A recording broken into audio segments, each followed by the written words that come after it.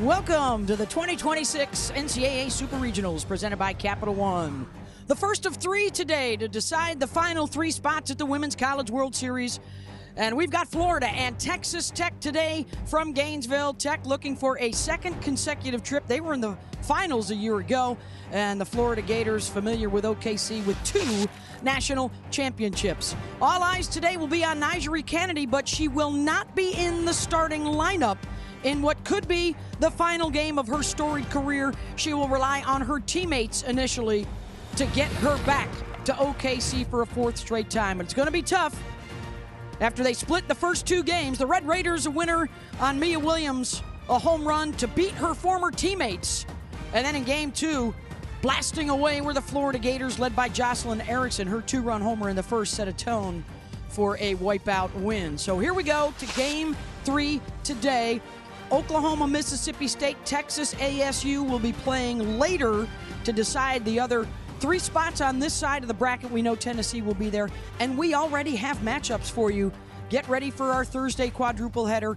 It'll be Alabama, UCLA, and Arkansas, Nebraska. A little tussle between the SEC and the Big Ten. Hey, everybody, I'm Beth Mowens. These are the Olympic gold medalists, Jessica Mendoza and Michelle Smith. We're going to talk offense because these 2 sides have been explosive. And we'll start with the Florida Gators, Michelle. 18 runs in the 2 games here in the Supers. Yeah, these Florida Gators have been outstanding all year long. But in this Super Regional, they have done a really good job of a strong pitching staff that Texas Tech has thrown at them.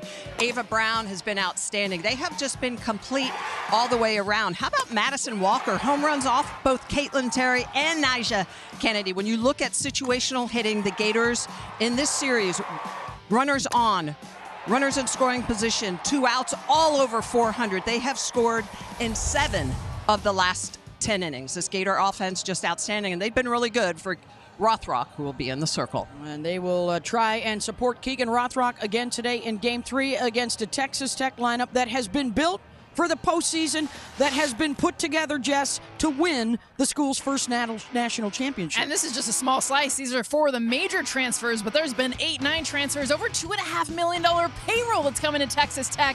You look at the names, the schools that they've transferred from, this has been the difference maker offensively for a Texas Tech team that is absolutely breaking every single record that was in the books. And it's runs, it's home runs, it's hits. Look at the bottom there, stolen bases. They've got speed, they've got power. Texas Tech, with that transfer portal, they won it in the offseason. Can they win it here in Game 3? Winner goes on to Oklahoma City. The loser is done for the year, and for some, done for a career. Game 3, first pitch coming up.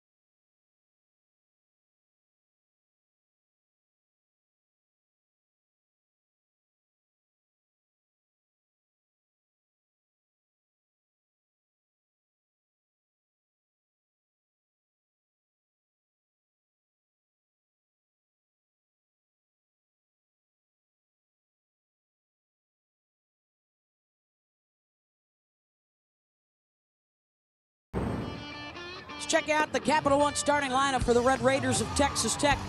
We highlight the 3 players that played elsewhere at the World Series a year ago and then transferred into Texas Tech with the hopes of getting back there and winning a national championship. And the irony, of course, is if they lose today from Florida, they would have to watch their former teammates who will all be with their teams at the World Series. The Red Raiders will face for the third day in a row Keegan Rothrock, the junior from Indiana, all SEC first-teamer. Picked up her 30th win yesterday, Michelle. Yeah, her second 30th win season of her career. And she was just so on point yesterday. And that is the 5th time in this series that she's been hit by a pitch. The former Gator is on base to start the game.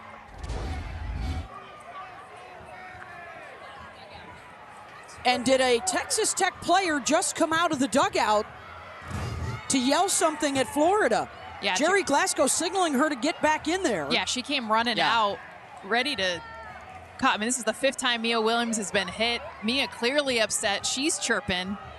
And Jerry Glasgow trying to get his players back in that dugout. Yeah, they came out ready to clear the benches. If in an umpire's judgment, such a violation has occurred where a pitcher has intentionally thrown at a batter, that could be cause for an ejection. Upwards and including the pitcher, the catcher, and the coach. So a tense start to this one. And it will be critical for these players to keep their cool, because if you get into a fracas today, not only could you get ejected, you could get suspended for the next 2 games. I've never seen 5 times one player get hit in a series ever. And so this is definitely something, intentional or not, it is very rare. And remember, Rothrock hit her game 1, the first pitch. Hits her first pitch here today. Got hit twice yesterday by Rothrock as well. Well, coming into the game, into the series, she'd only been hit 5 times all year. So it's, but you can tell that the game plan for Florida is to pitch her inside. Well, watch the dugout to the right. And there's going to be a couple of players that will appear that are yelling out onto the field. Coaches are scrambling to get them back inside.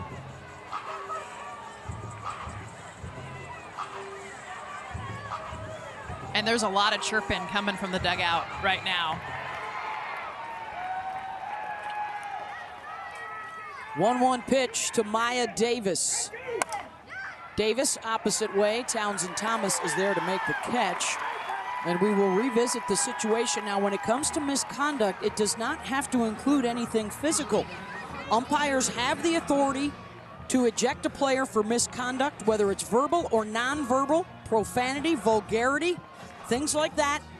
And now the umpires will be on high alert. Smokey Eds, J.C. Bartley, Dustin Douglas, and Marty Abazishan.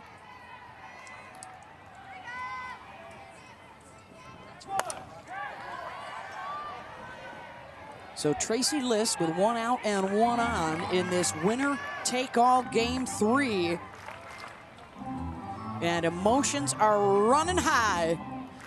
And in all fairness to the pitchers moving forward, just like the last 2 days, temperatures in the 90s, high humidity, and the bugs, the love bugs, have been a part of the story throughout the last 48 hours.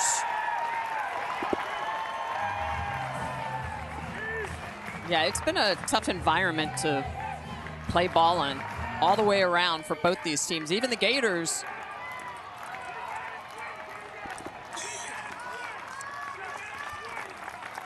Oh, 0-2 pitch here to Jackie Liss. She sends one the opposite way, and that'll get over the head of Ella Wesolowski. They will hold Williams at third and 2 in scoring position.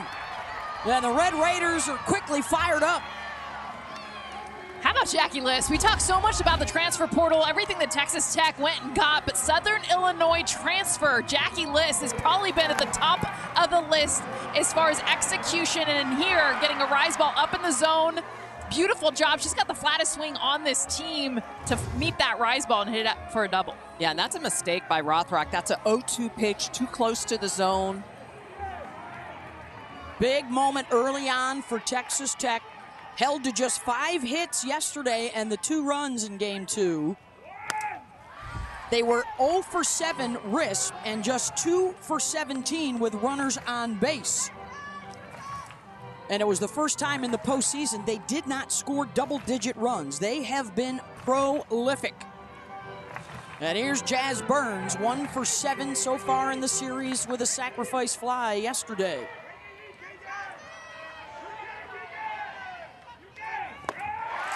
Rothrock gets a swing and miss, 0-2. You know it's a hack when you almost lose your helmet. I mean, that's some of these swings for Tech. Jasmine Burns swinging for the fences on this one.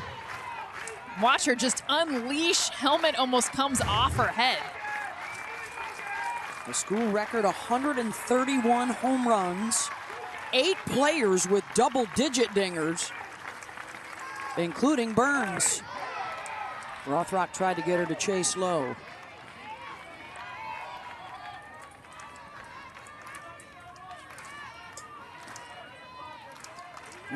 Hit batter. And that hit batter, the former Gator, has cranked this game 3 up immediately. Base hit, fair ball, and Williams shouting and stomping on home plate as she scores, and Liss will follow to make it 2-0 Texas Tech. Emphatic response to the Williams hit by pitch. I have not seen Texas Tech have the energy, have the emotion that they've got right now. Jasmine Burns takes a pitch up and in. Again, top hand, meeting this rise ball down the line, just past the glove there of Grover, and Mia Williams coming out after 5th time being hit by a pitch, an emphatic stomp on home plate as their dugout explodes. A 2-run single from Jasmine Burns.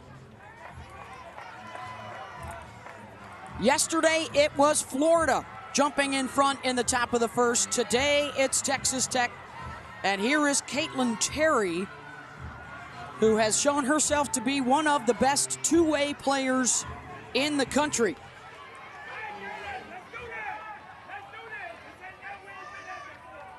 Two for 8 so far here in Gainesville. Well, Rothrock's done a good job of working from ahead, but both those big hits coming in this inning on an 0-2 pitch and a 1-2 pitch.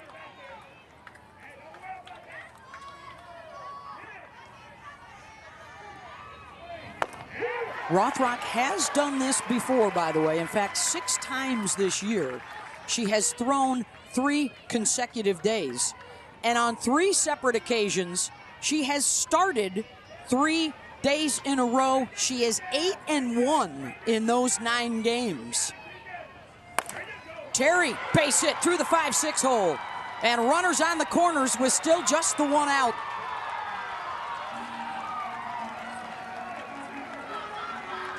Well, this is Caitlin Terry taking advantage of Kendall Grover. Look at where she's up. She is well up the line, and if she's back a little bit deeper, she's going to be able to get this ball before it sneaks through the 5-6 hole. But right now, Texas Tech is just squaring up pitches. They are not fooled by anything.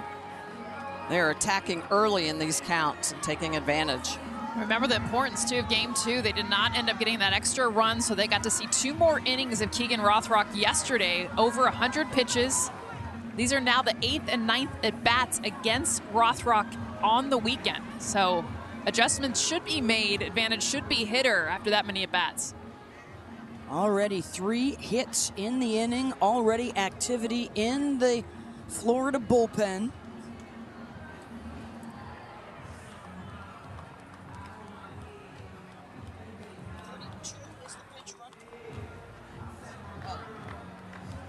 I honestly feel like the first pitch of this game is what ignited this offense. And they came in with a game plan, but I have never heard them so loud. They've come together quite a few times to talk and rally. Pitch 1, they were furious and yelling, and now they're showing it with their bats.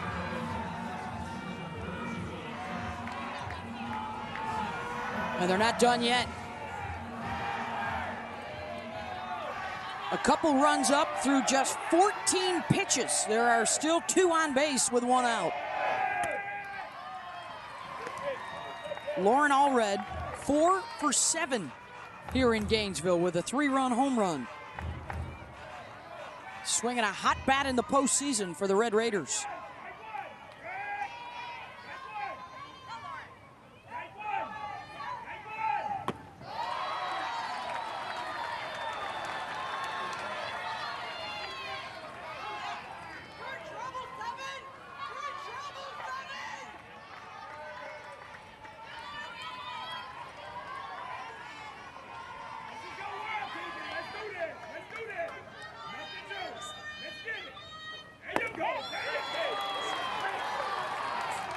Off the mark, 3-0.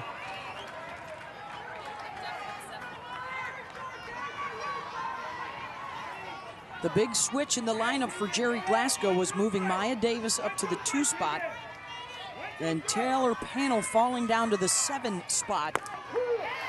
And Taylor could be coming up with the bases loaded.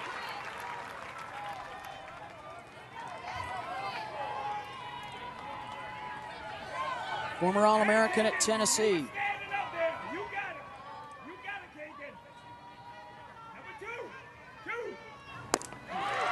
And that is indeed the case for the junior from Illinois, who has a hit in 15 of her last 16 games for Texas Tech.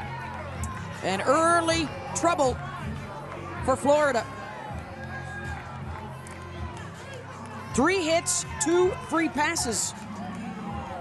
Well, it almost seems like Texas Tech has picked Rothrock. You can hear them yelling from the dugout.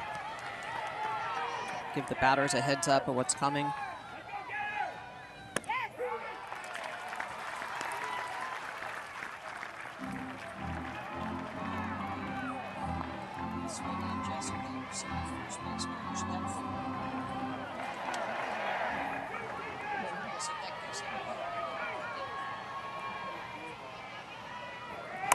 Panel, Thomas on the run to make the catch.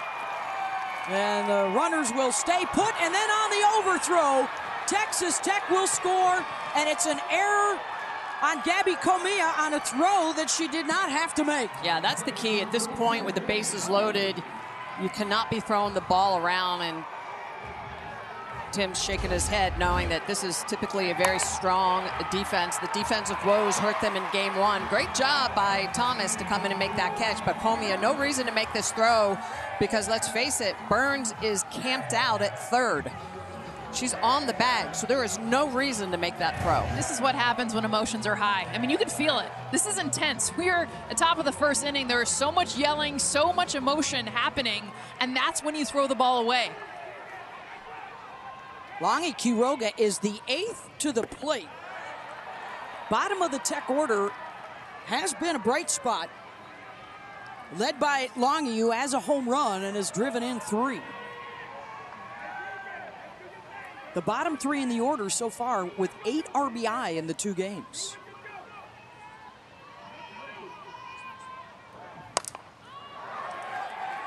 Rothrock induces the pop-up. Comia calling for it, and that will end the inning. But what a burst out of the gate for Texas Tech. Up 3-zip. Well, Texas Tech, the response here in game 3 after the hit by pitch, Mia Williams, and you're talking 3 consecutive hits back to back to back to get 3 runs on the board here at the top of the 1st.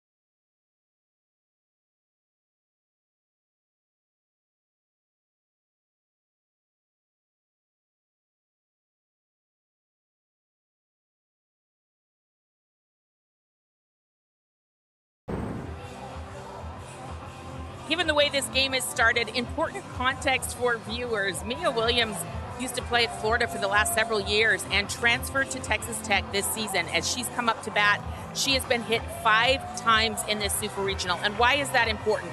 Because statistically, she had been hit by pitch only 4 times all season, so this is out of the statistical norm. Well, we can't know if any of this is intentional. I do think it's important to point out this was a very personal transfer. Mia's mother took to social media to publicly criticize the pitching of Florida and Tim Walton not recruiting better pitchers to support the team. So I'll let viewers make their own decision. Keegan Rothrock has hit Mia Williams 5 times in this Super Regional. Seems to have ignited this Tech team, and that is important context for our viewers. Thank you, Holly. We talked to the teams and to the coaches before the Super Regional, and the phrases that were used were, we're focusing on us. Nothing personal. No ill will. We're just going to go out and play our game. That's what they told us. And we'll also let the viewers take that for what they want. All we know is, whew, as hot and humid as it is here in Gainesville, it's gotten a little bit hotter. And now it's Florida's turn. Can they respond with one of the best leadoff hitters in the country stepping in? It's Taylor Shoemaker. Well, I think anytime you're playing for that position in the World Series, it's going to be spicy. It's going to be competitive. There's a lot of athletes here fighting for the last game of their career. Yeah. There's always going to be pressure on a blue blood like Florida. The expectation is to get to the World Series. And there's certainly going to be pressure on the Red Raiders because this roster was put together to win a national championship, not to get knocked out in the Supers. And there's more money spent on this roster in the history of the sport. So this is unprecedented. It's unprecedented pressure. There's nothing to tap into, to relate to the history of this game. This is a unique Texas Tech roster and how they've been put together. And of course, the major decision made by Jerry Glasgow was to not start Nigeri Kennedy in the circle. He goes with Caitlin Terry, who, oh, by the way, is 24-1 on the season with a 1.44 ERA. It's one of the best pitch combos in the country this year. But it is not Kennedy. And Shoemaker draws the walk. The Capital One starting lineup for the Florida Gators includes Jocelyn Erickson, who set the tone yesterday with her 21st home run in the first inning. And that propelled the Gators on their way to a 10-2 rout to even this Super Regional.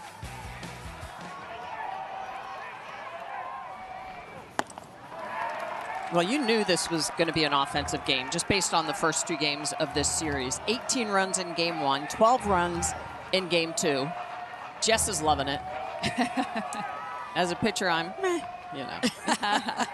A pitcher who raked. Yes. How about the swing from yesterday? Well, and Erickson, this is the tone setter in game 2, and the Gators needed it. A pitch on the outer half, a screwball for Nigeri Kennedy, and she just goes yard. 21st home run of the year. That was a shot that Florida needed in the arm to get going. Erickson rips one right back up the middle, and the Gators have a couple aboard with their number 3 hitter, Ava Brown, coming up. She hit 2 home runs in game 1, one off of Terry and one off of Kennedy. And now the tying run quickly to the plate.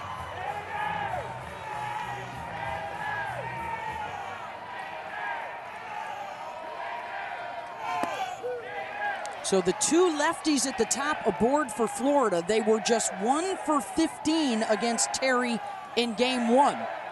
So Florida also off to a better start initially here.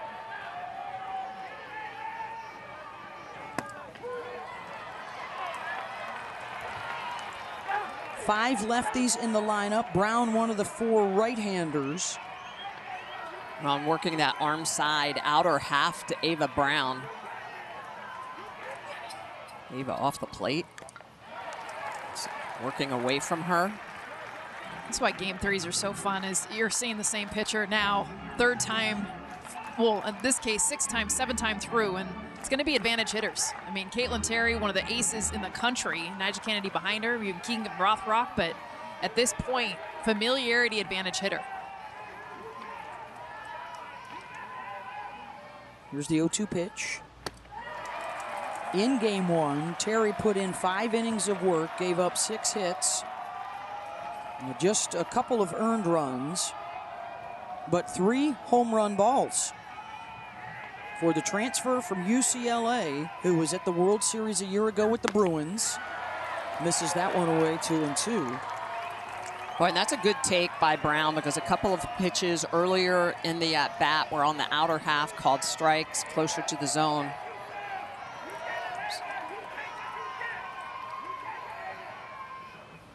Brown waits on the off speed. Davis is under it in center. Shoemaker will tag, so runners on the corners with 1 out for Townsend Thomas, the number 4 hitter coming up. And another one of the Gator home run hitters in this series. They've got 6 of them.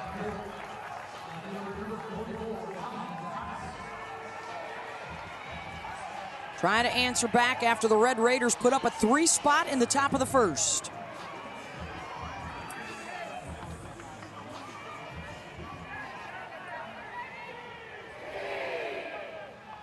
Corners are pulled in.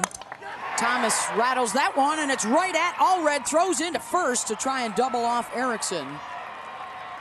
But not in time. Well placed by Allred out in right field. Yeah, perfect positioning by Allred. Thomas gets all into this, but the mistake at third base is going to be Shoemaker not hanging back to tag on that. Would have been tight at home, but I think they probably would have scored Shoemaker with her speed. So 2 on with 2 out for Kendall Grover. 3 for 8 with an RBI here in Gainesville. Senior transferred in from Eastern Illinois and a former 2-time OVC Player of the Year.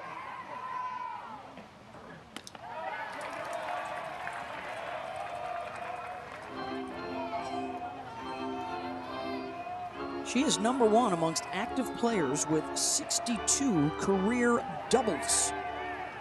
Added 11 to her tally this season. Strike on the corner from Terry. 1-2. Off speed's going to be the pitch for today. And clearly both teams prepared for the rise ball. A lot of them trying to hit the top half of the ball, doing a good job. Even the outs have been hard. But that changeup's going to be key. Base hit, and Shoemaker will score, and it gets all the way to the wall. They're waving Erickson around from first, no throw, and a 2-run double for Grover.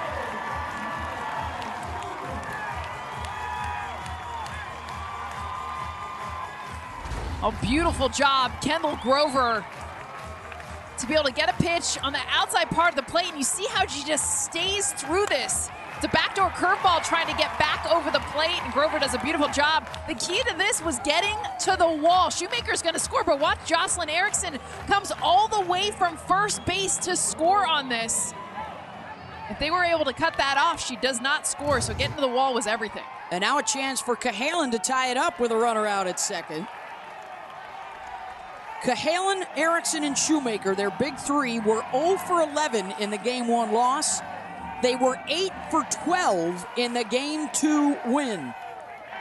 And they drove in 5. Well, and in Game 1, it was against KT, Terry, who really owned them. Already in this first inning, they've made those adjustments. Yeah, she dominated the lefties first time around. Cahalan had a nice bounce back after struggling in Game 1. She was 3 for 4 yesterday. And she sends one deep, way back and gone. And the Gators don't only tie it up, they take the lead.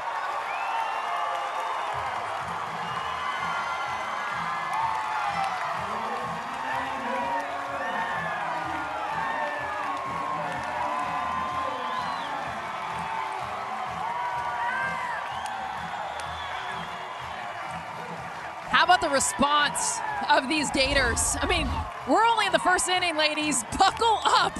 We've now seen 4 runs here for the Gators and this 2-run shot. Cahalan getting a pitch left right over the middle of the plate. Driving it out to center field. The senior with a monster shot to take the lead now here in the bottom of the first. In a leverage 2-0 count, no hesitation, going after it. Her 17th home run of the year. Wow. She and Erickson both went through cold spells in the last month of the season when it came to long balls, and now both have homered in the last 2 days. Coming up clutch, and it's a 4-3 lead, and Nigeri Kennedy is loosening up in the bullpen.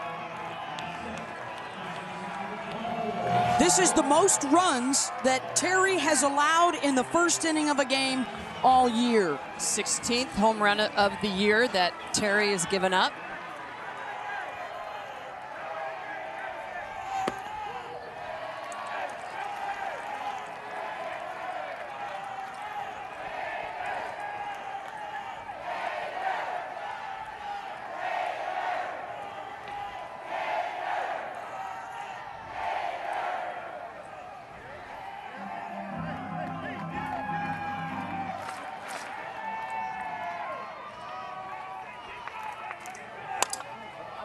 Walker. Wouldn't she love to do something special on her 21st birthday today? She has homered in the last 2 games.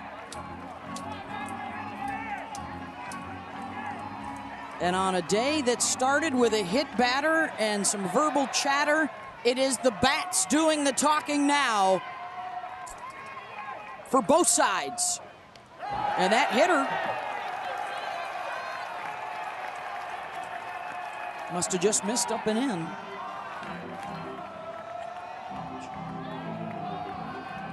Hit the catcher's glove. Quiroga reaching up for it. Kennedy is done warming up. So is Samantha Lincoln done warming up for Texas Tech. Walker, Oppo, and that will reach the wall. Motoring around for second.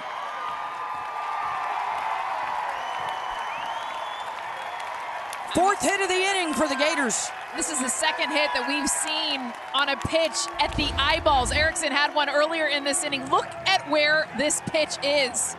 Get up. Look at her posture. Look at her literally raise her body. This is what they have prepared for, is get on top of that rise ball. Madison Walker does just that, into the gap for a double. And for the 3rd straight game, the Gators have chased a Texas Tech starting pitcher. Well, and especially on an 0-2 pitch. Jess, we've talked about the strike zone all year. This is just a little bit of confirmation that the strike zone can be a little wider, because guess what? These great hitters can hit pitches well out of the zone. Super Regional Sundays are always a fun day. And when the two sides are getting a little snippy with one another, as is the case today in Gainesville, it is game on, and it is time for the All-American Nigeri Kennedy to come out of the pen for Texas Tech.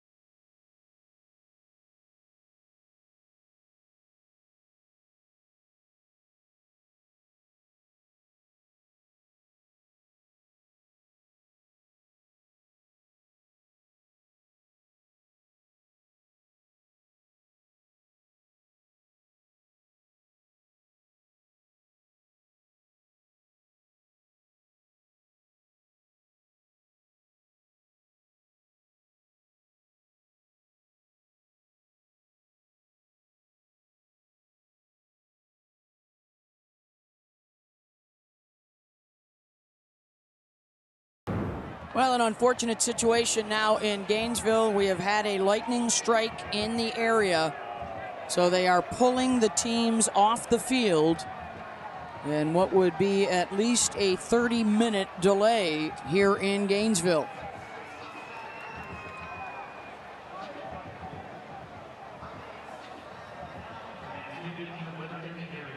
And momentum, such a big deal, of course, in these bat and ball sports.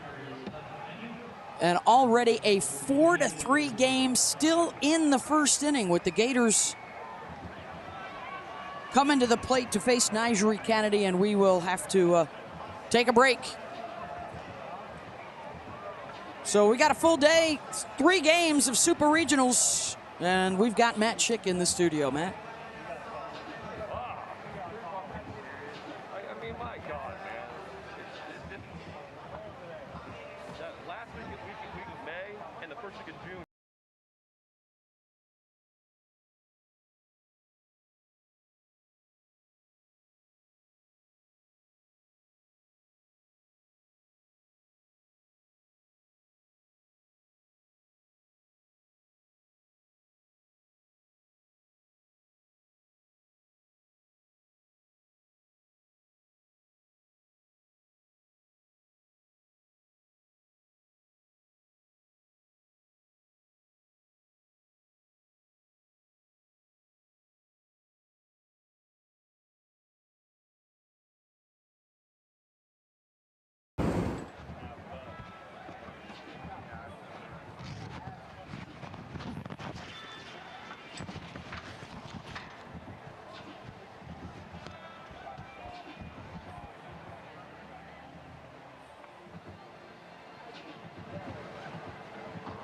It was just getting good.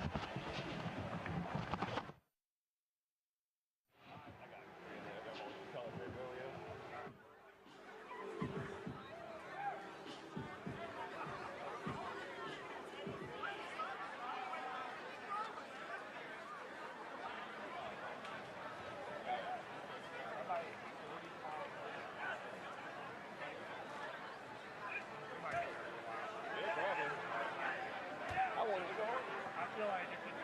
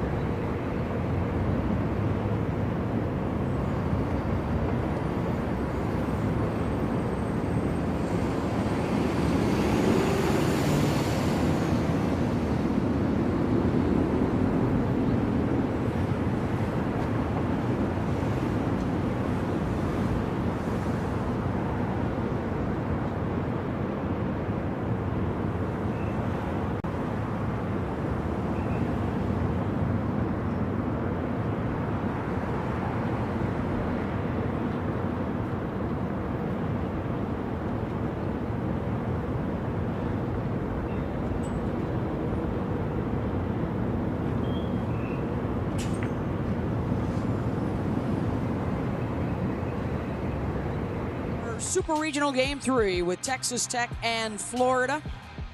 Winner goes to the Women's College World Series, and after a 2.5-hour delay due to weather, we are set to go in a 4-3 game, still in the first inning.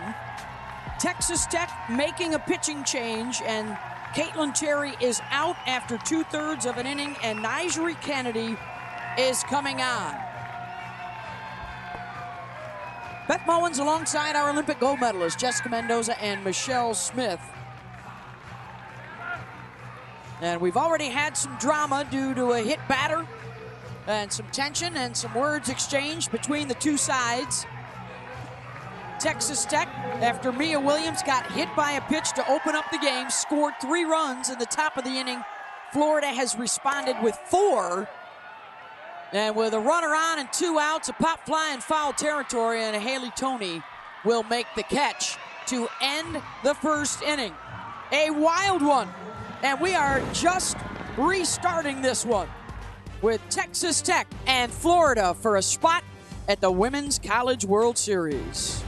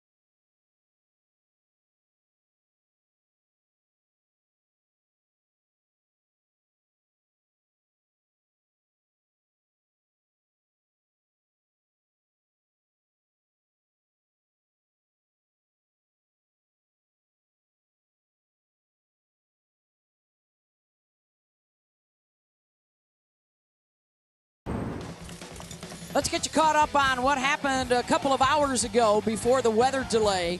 For the 5th time in the series, former Gator Mia Williams hit by a pitch. You can see her teammates in the background. They're not happy about it.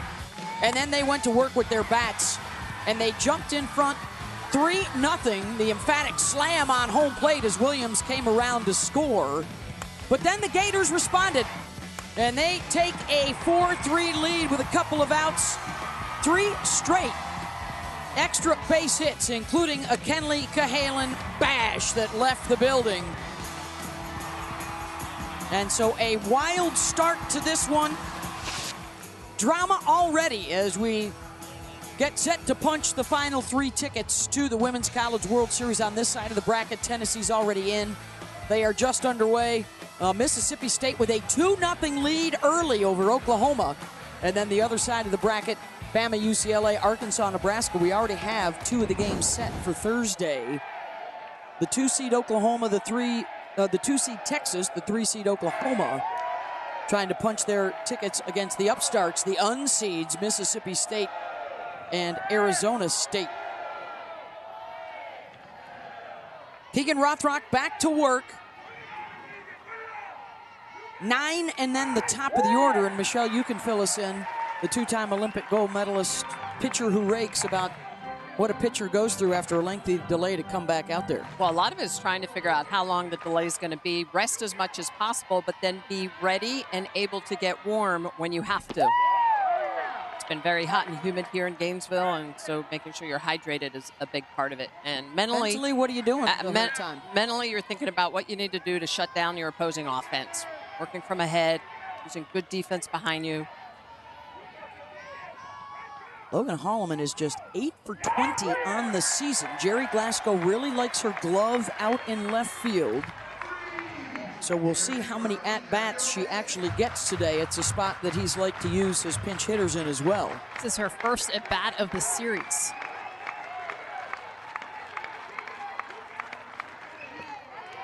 Game one a couple of days ago went to the Red Raiders 10-8. Mia Williams, who was in the on-deck circle, hit a 2-run home run in the 7th inning to win it against her former teammates. And then the Gators responded yesterday and put a hurt on Texas Tech 10-2 to even the series. And both teams coming out mashing to start out game 3, knowing their seasons are on the line.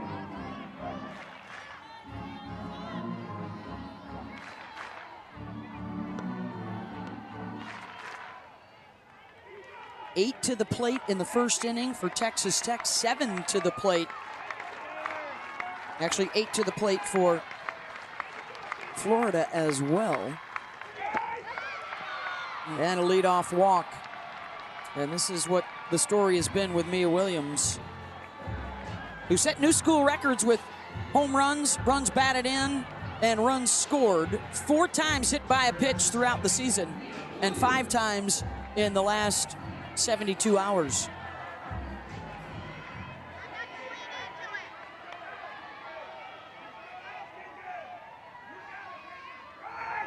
Strategically speaking, as the throw goes down to second and Holman's at second. Strategically speaking, obviously you don't want a hitter to put her on base 5 times, but it is a statistic anomaly against a former teammate that obviously we would have to bring up. Well, yeah, they're trying to get underneath her hands, take her power away from her. I mean, it's gone off the arm guard, gone off the knee. It's not like she's worn it in the middle of her back. And these games are too big to be putting runners on purpose. Yeah. But certainly it did fire up the Red Raiders dugout. Her teammates did not like to see that again. Chance here for Mia to do some damage with the bat. Deep fly ball, the bat flip. An emphatic response from Williams and a 2-run shot. And Texas Tech is back in front. And for the second time, she leaves the yard that she once patrolled as a Florida Gator.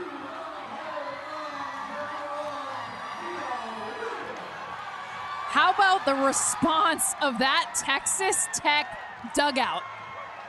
We've seen them loud, intense, emotional from the first pitch of this game, but Mia Williams, this is why they like to come inside, because you leave it middle to away, Mia Williams will make you pay, and this is what she does, a 2-run shot, second of the series. Straightaway center, that's 2 more runs for the Red Raiders. And now a conversation for the umpires.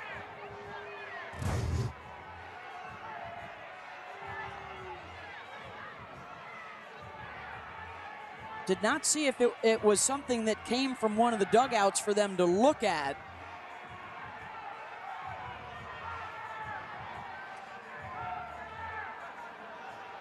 And it may have been something that was yelled from the Texas Tech dugout. And it's Victoria Valdez, who Jerry Glasgow's putting his arm around, giving her a hug right now.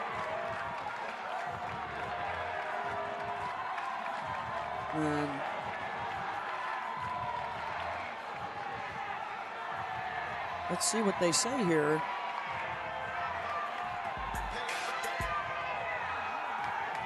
Are they going to make any announcement? Yep. Behavior. I heard unsportsmanlike behavior. I mean, it's for sure coming from the dugout. Yeah, possibly a warning. Victoria Valdez is who they were talking to, and when Mia Williams got hit by a pitch, she was one of the first to be coming up to the top step trying to get out of the dugout. They had to keep her in the dugout. And now they're trying to explain it to Tim Walton. Marty Abazishan's mic was not completely on when he announced it to the crowd. So I'm guessing it's a warning.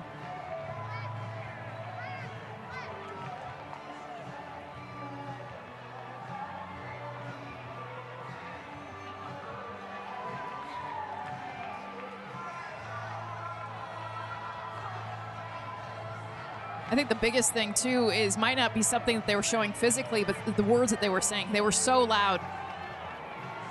Well, and she was just explaining to her teammates the whole grabbing of the front of the jersey to show the name Texas Tech to the Florida fans.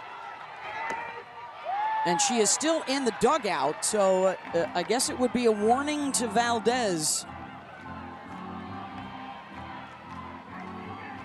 And Mia Williams, a 2-run home run to make it 5-4 Red Raiders. As Mia Davis steps in, the number 2 hitter here, flew out to left her first time up.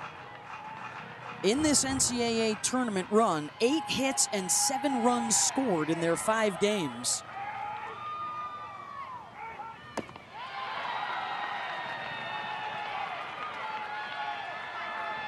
Boy, shot out of a cannon to start the game, and then after a 2.5-hour delay, right back at it again.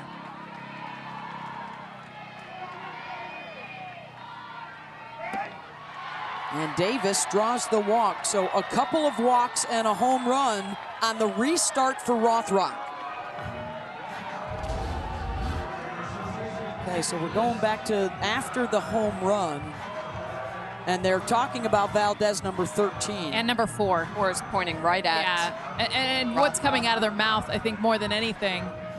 And visually, this is fine. She's getting the crowd going. But I think before this, whatever was said along with the entire team is where they're getting the warning. Jackie List steps in. Here's what the rule book says. No coach, player, or team shall at any time, whether from the bench, the coach's box, the field, or elsewhere, incite or attempt to incite by word or sign a demonstration by spectators. The offender shall be ejected with or without a warning if the umpires see fit. So apparently that was just a warning for Valdez.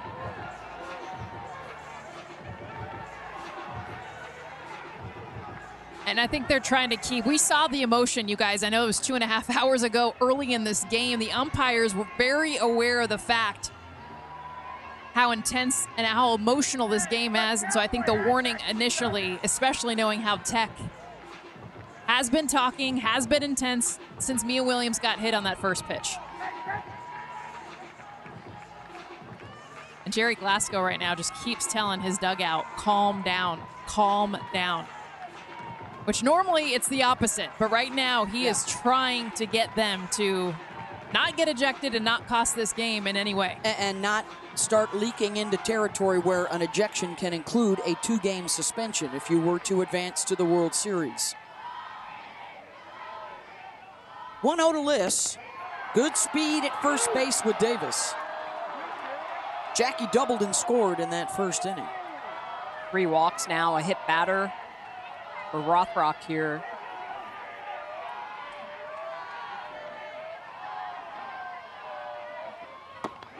She's got more free passes allowed than outs registered.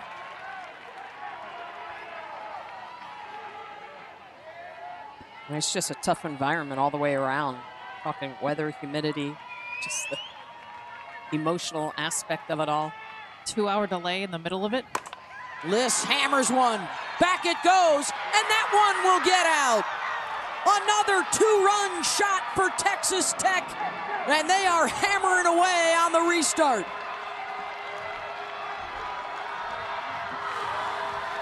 And Rothrock's been struggling with her control, trying to find the strike zone. This is off the bat at 76 miles an hour, a 210-foot shot down the line. Liss has been so good all year long. Her 19th home run. We've talked a lot about her Aunt Becky, who's also a really good ball player. Taught her a lot about her swing. Pitch on the upper half, no step. Just brings that heel up and down and drives it out of the yard.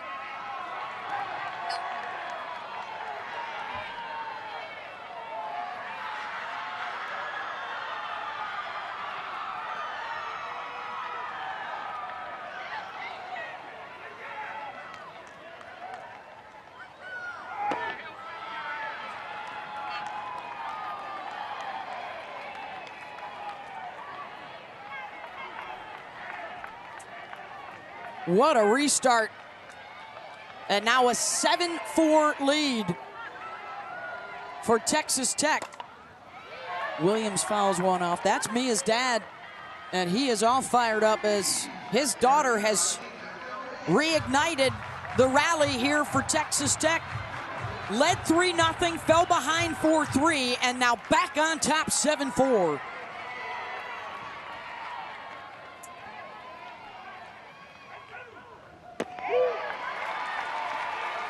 You talked about the home run issues for Keegan Rothrock, Michelle, this year. She had controlled that through her first 2 appearances in this Super Regional, and not today. And they've already matched their hit total from game 2. Ground ball to Comia over to first. 1 down. I'll tell you what, we talk a lot about the transfers, but Jackie Liss has been #1 when it's come to the postseason. I mean, her consistency with her at-bats. Another rise ball. Remember her first at-bat this game off of Rothrock, a double on the same pitch now, driving it out of the park. She doesn't get a lot of attention the other transfers do, but she should. She has been so consistent offensively for this Texas Tech team. Out of Newburgh, Indiana, where her family runs a hitting academy. She used to take 500 swings a day. She knows a thing or two about hitting. Well, it's interesting because coming into today's game, she was only 1 for 8. So I felt like Rothrock had done a good job with her, but she also has been behind 2-0 to all the batters in this inning. And when you get in leverage counts, it's easy to just unload. And again, here with Caitlin Terry, 2-0.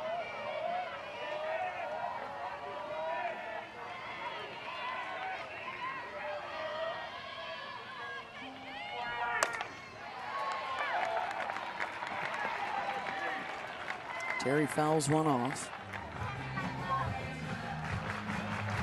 The other notable here, certainly, we've already seen 2 Texas Tech pitchers. There really is not a whole lot of options for Florida if Rothrock gets chased.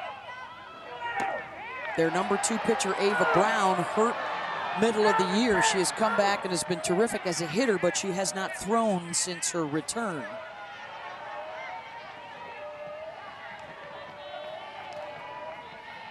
And the Red Raiders have Rothrock in big trouble early. That's in for a strike.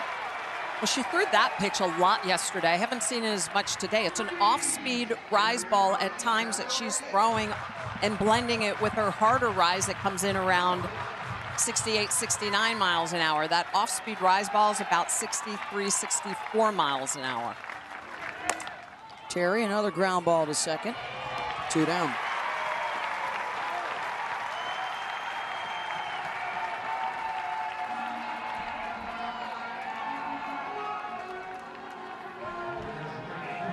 You know, I just think for Rothrock, she can't throw back-to-back similar velocities. She's got to be using off-speed, change-up, hard rises, hard curves.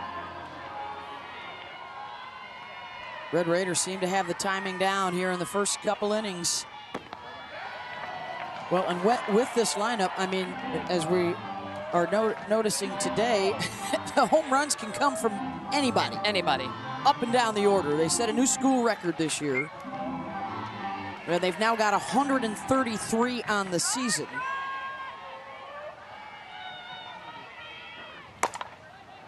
All red.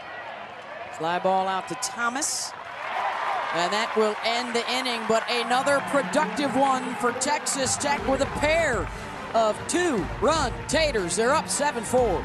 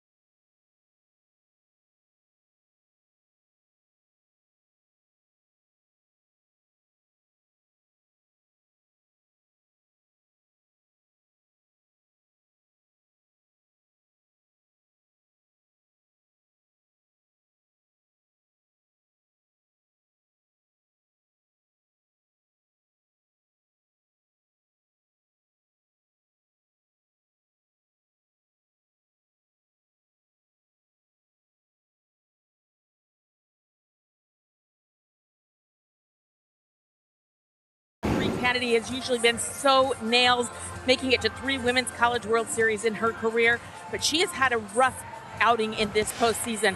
Look at what she's been able to do. Coming into this game, she was a 1.24 ERA. In postseason this year, 7.80 ERA, and it's been the home runs that have been hard against Florida. She is now entering this game, and I talked to Coach Jerry Glasgow before the game why she didn't get the start, and he said, honestly, Caitlin Terry's been pitching better. Nigeri has been hitting speeds of 73 miles an hour. She is healthy, I am told. She has just got to be a more confident pitcher right now in this moment. And he said also, Florida's had a week to prepare for Nigeri. They have been very good at the plate and had a great plan for her.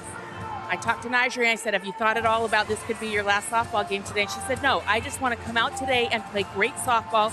She's trying to stay focused and in the present where her feet are and not think too big, just one great pitch at a time. A brilliant career, 2 years at Stanford, now 2 years at Texas Tech. All 3 seasons, she's gone to the World Series. And she and her teammates need to win today to go back again. And they lead Florida 7-4. She came on in the first to record 1 out, so her first inning to start out there, she faces 9-1-2. Well, we've seen the bat show up in this Super Regionals. It is all about working from ahead. Rothrock not able to do that last inning. That's going to be the key for Nyjah, for anybody in the circle. And now the umpires get together. Is this a balls and strikes count? Yeah, I think Tim Walton is asking that that possibly was not a foul tip. I think it was called a foul tip.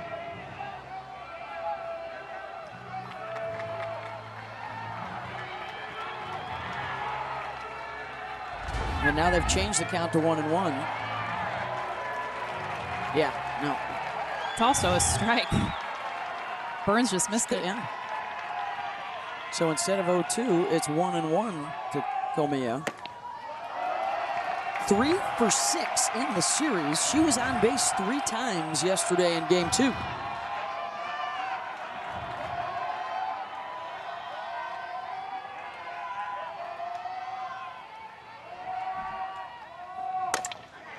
And Comia, high hopper, using the dirt to send that one out into left. And the lead off aboard, and here come the lefty smashers.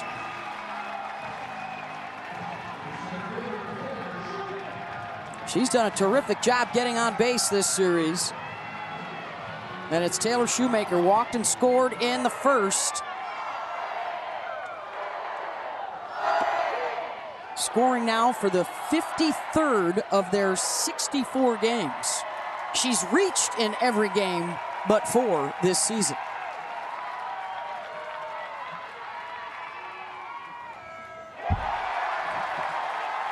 Comia to second. Boy, the crowd is really amped up as well with all the extracurricular activities going on. Wow. And Nyjah, after she floated that ball to the backstop, looking in the dugout. I mean, that is not what you want to see as a coach, as a pitching coach. You just want to see that kid locked down. Well, and these fans are all over her. This is pressure, heat, all of it.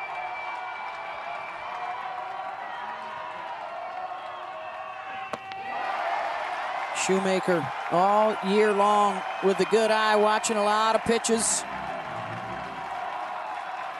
OB is over 500 with 45 walks on the year. Catches the corner, full count. Everything's been away to Shoemaker. And what they've been hunting is the rise ball. We've seen it with Caitlin Terry. I think both sides, this is a rise ball series.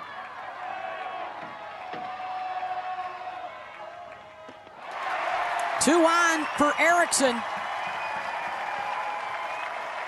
who is 1 home run shy of Shoemaker's record from last year on the season.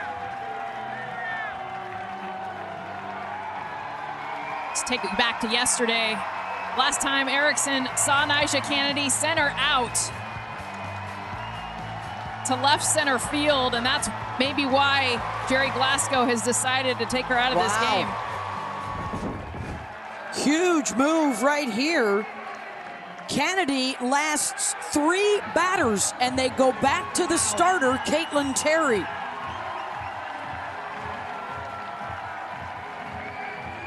I mean, the crazy factor on this game just keeps going up. Keeps going up. And remember, Nyjah moves to that DP so she can stay in this game. Normally, just straight pitchers, she would be out of the game. She would be burned because Caitlin Terry started this game, but now Nyjah moves at the DP spot, which means she would hit and she can return as a pitcher. Right, so this is a lot of back and forth. This is a lot of matchup-oriented with Erickson being left-handed. Erickson did have that base hit off of KT in that first inning. Terry, as the starter today, only lasted 2/3 of an inning, and the Gators put 4 runs on the board. And just a refresher, this was one of the best pitching staffs in the country during the season. Terry and Kennedy, both top 10 nationally in ERA, so stingy in the circle, and it is wild what these two offenses are doing in this 3-game set. And we're only in the second inning. You told the folks to buckle up earlier, Jess. I'm telling them to put the shoulder strap on now because this roller coaster is rocking. Tying run at the plate. Erickson fouls off the first pitch. Singleton scored back in the first.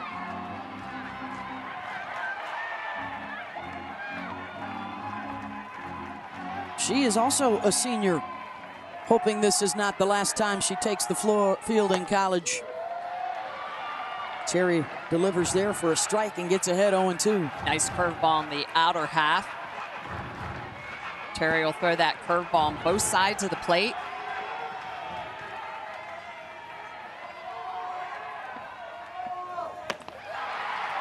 And the swing and miss. Terry gets a big strikeout of Erickson. 1 down. Well, how about a 3-pitch strikeout? In on the hands, curveball away, and then comes back upstairs with the rise ball in the outer half and gets Erickson to swing underneath of it. First strikeout for either side in the game. Here's Ava Brown. Flew out to center back in the first.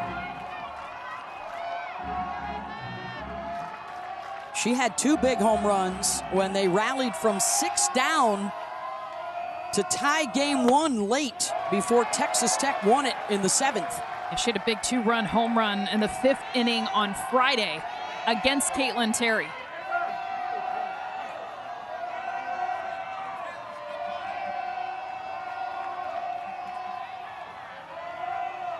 Hitters count here.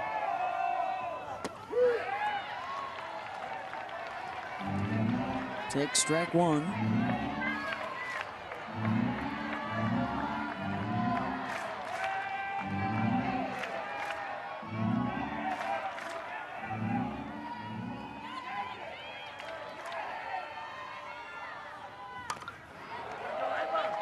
Two and 2. Since she came back on April 3rd from a lower body injury, hitting .351 with some power for the junior from Montgomery, Texas. Said the other day when we talked to her confidence is soaring as a hitter right now. And that one is driven into foul territory and will get out of play as Allred tried to track it down.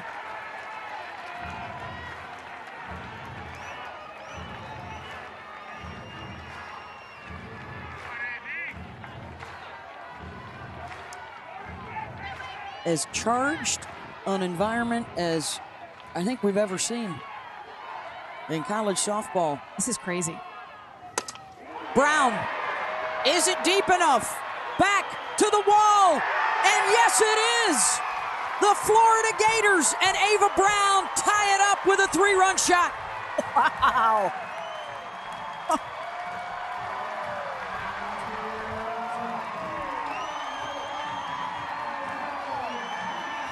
This is insane.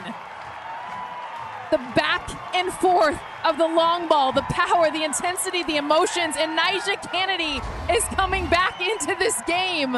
Ava Brown, they tried to go away with her when she hit the home run last time, so they tried to get on the hands. She stays open with that front foot, and you guys, 3 more runs here for the Gators, and now another pitching change as Nyjah Kennedy is back in the same inning. And by the way, Terry can come back into this game. You guys, this is what's crazy. Nyjah Kennedy and Caitlin Terry can go back and forth. Wow. Ava Brown. Tie game in the second inning at 7 apiece. Terry, by the way, since she's also in the batting order, is still available if need be. And Kennedy returns after facing 3 batters just a few moments ago. And here's Townsend Thomas. You can't script this. If someone would have said this is the way the game's going to be, wouldn't have the believed first it. 2 innings, I'd have been like, there is no way. You have got to love this game. Ground ball to second. Ava Brown, by the way, a new Florida record in a super regional. She's got 8 RBI, passing Brittany Schute's 7. 2 down for Kendall Grover. This is insane. I mean, 2-run double back in the first. I think what's insane is that we have some of the best pitchers that we've ever seen in the game in this game. I mean, there's no secrets. This is game 3. The winner goes to the World Series. They've pitched their hearts out, but it is advantage hitter. And so when you're in the circle in a situation like this, you're just thinking corners and hoping you're rolling ground balls or you're inducing pop-ups that stay in the park.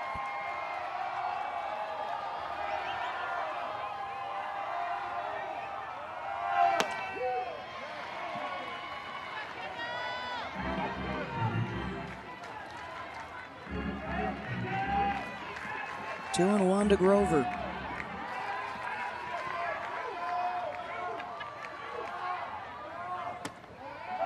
Three and one. I think that's what's going to be so hard, too, is these pitchers are not going to want to throw anything over the plate, what's happening right now. Well, and then more so, Jess, to your point, you get in leverage counts as a hitter, a 3-1 count, and then you do have to have the ability to throw over the plate. It's just at this point, just hope to miss barrels. Mixes in velocity. 2 home runs for Texas Tech, 2 home runs for Florida. Swing and a miss, gets Grover. Side retired. 7-7 through 2 innings for a spot in the Women's College World Series. 3 more runs for the Gators. Ava Brown getting on a pitch, up and in on the hands to send this one out. The Gators tie it up.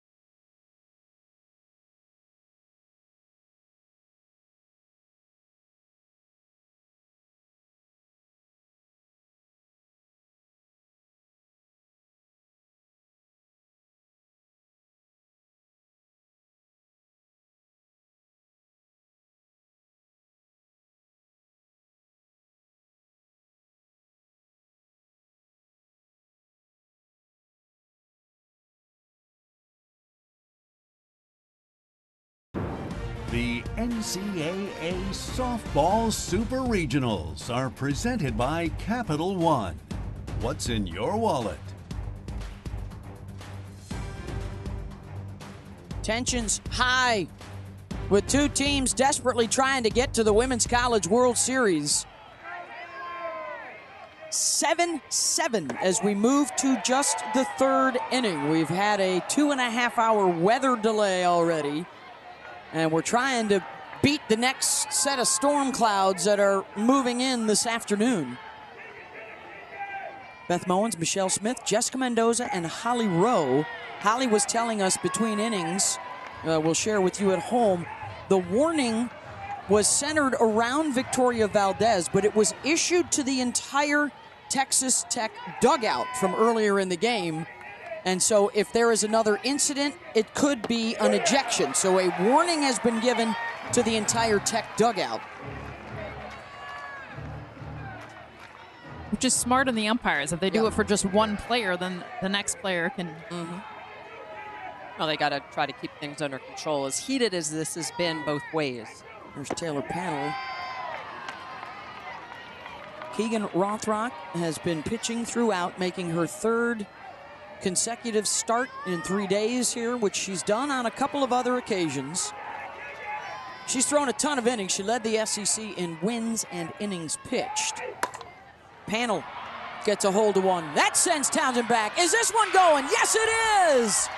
Another home run for Texas Tech, and they are back on top. And this is just about pitches right here. This is a 3-1 count, a 58-mile-an-hour changeup. That Panel just gets all into.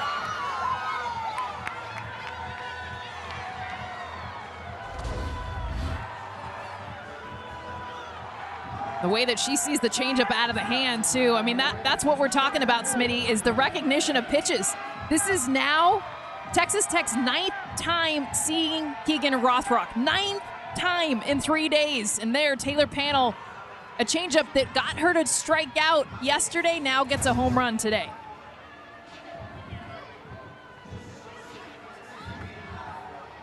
Tim Walton out to talk to his infield and talk to Rothrock. It looks like he's going to make a change. Yes, he is. And it is a freshman coming into this environment. Leah Stevens will come on. And a nice hand for the home folks for the job that Rothrock has done this weekend. She can also re-enter if need be. But how about this moment for the freshman? Well, this is about pitch to contact and rolling ground balls, trying to get something that the defense can help pick up. Stevens has a lot of down in the zone. Young pitcher, has thrown in some big games.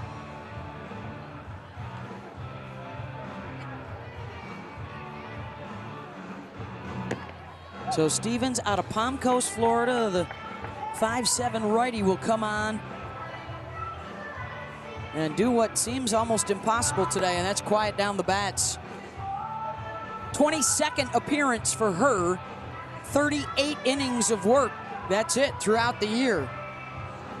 She used a rise ball on multiple levels. A little bit of in, a little bit of out. She also is very good at changing speeds.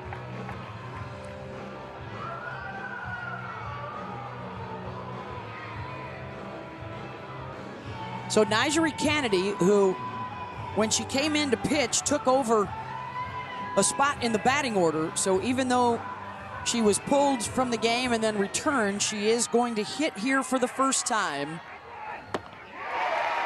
And the story, of course, with all the transfers coming in this season to try and help Nigeri and Texas Tech get back to the World Series and win a national championship on a day where the pitchers have struggled a bit.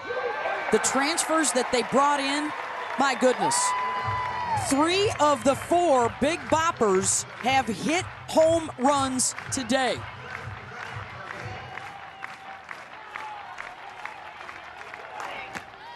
In Panel, Williams, Jackie Liss, Jazz Burns has also contributed with a 2-run single.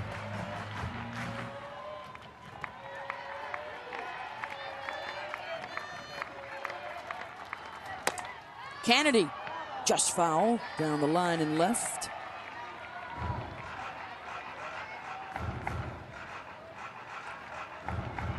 Remember Kennedy's last at bat, not in this series, but against Ole Miss last weekend. She came in off the bench as a pinch hitter, got a double off the wall.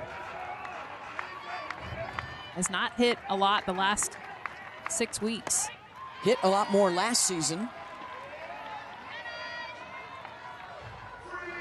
And that's the only at bat that she has had until now, the entire postseason. Yeah, she's only got 9 hits on the year, a home run.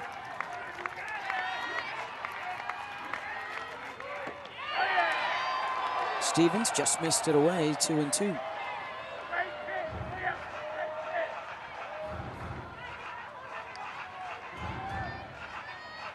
Tim Walton taking a chance with the youngster. He's been so good in these situations, and Stevens gets a strikeout of Nyjah, 1 down. First strikeout for a Florida pitcher today. Well, Stevens has that ability to mix speed. She's got that multi-level rise ball, but this is about getting ahead. And look at the drop, the downward movement on this changeup. Going to get Kennedy to swing right over the top of it. Here's Logan Holloman in the 9 spot.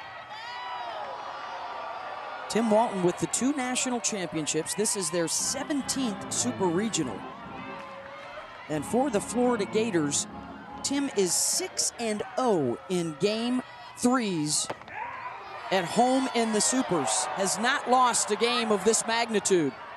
11-3 total in his Super Regional career. That is the best of any coach in the country since the new format took place in 2005. He knows the moves to make. But again, when we talk about Texas Tech and the lineup that Jerry Glasgow has put together, it's not much like anything we've seen before in the game. Hallman, light slap, and that'll bounce all the way out into left. And a base runner for Mia Williams.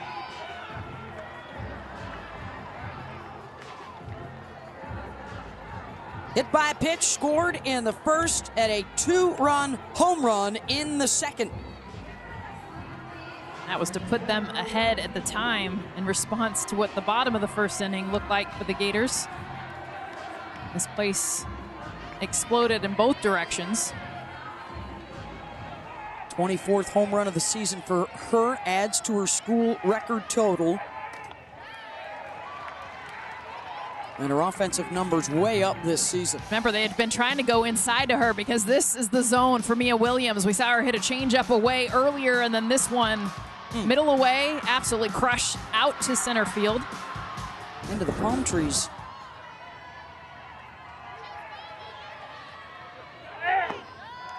She's backed off the plate a little bit, and understanding that the game plan has clearly been come inside to Mia Williams. She's got hit 5 times. And now I think maybe hunting something a little more middle in as she's backed off the plate.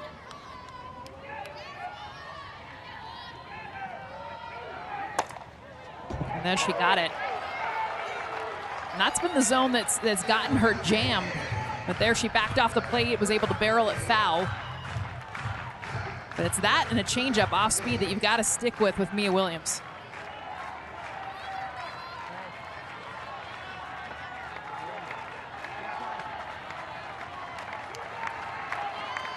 One-two to Mia. Non-competitive.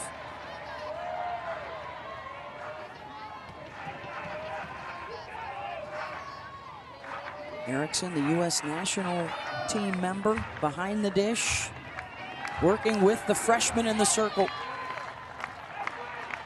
Got her to reach. Oh, and the throw down was intercepted by Stevens. Yeah, that was they had the runner going, so this is a changeup. And then Erickson is going to come up and throw basically right into her glove. So changeup on the outer half. She's able to get Williams reaching for that. She comes up, and Stevens, the freshman, not aware that that throw is supposed to be going down, a dart to second, but able to make the catch. A light-hearted moment. Davis to short, trouble for Cahalan, and Davis will beat it out.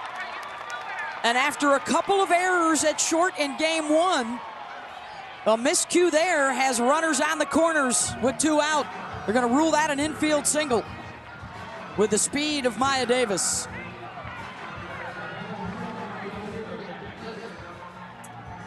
And another home run hitter coming up. It's Jackie Liss.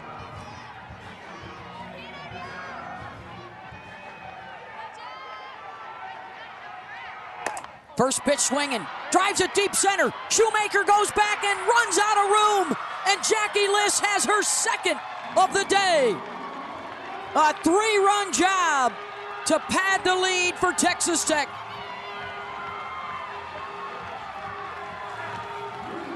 And Leah Stevens having to go to the off-speed, the changeup again. And I'll tell you what, you want to sign up for a home run derby, come watch this game, because this is all we've seen from the offense. It's who's going to hit the long ball next. Back and forth we go, and Jackie Liss on the changeup left a little bit up in the zone. That no stride, beautiful job. Dead center field, second home run, third extra base hit for Liss in this game. 11-7 Red Raiders. And the 4th home run of the day for Texas Tech. And next up is Jazz Burns. 2-run single back in the first inning.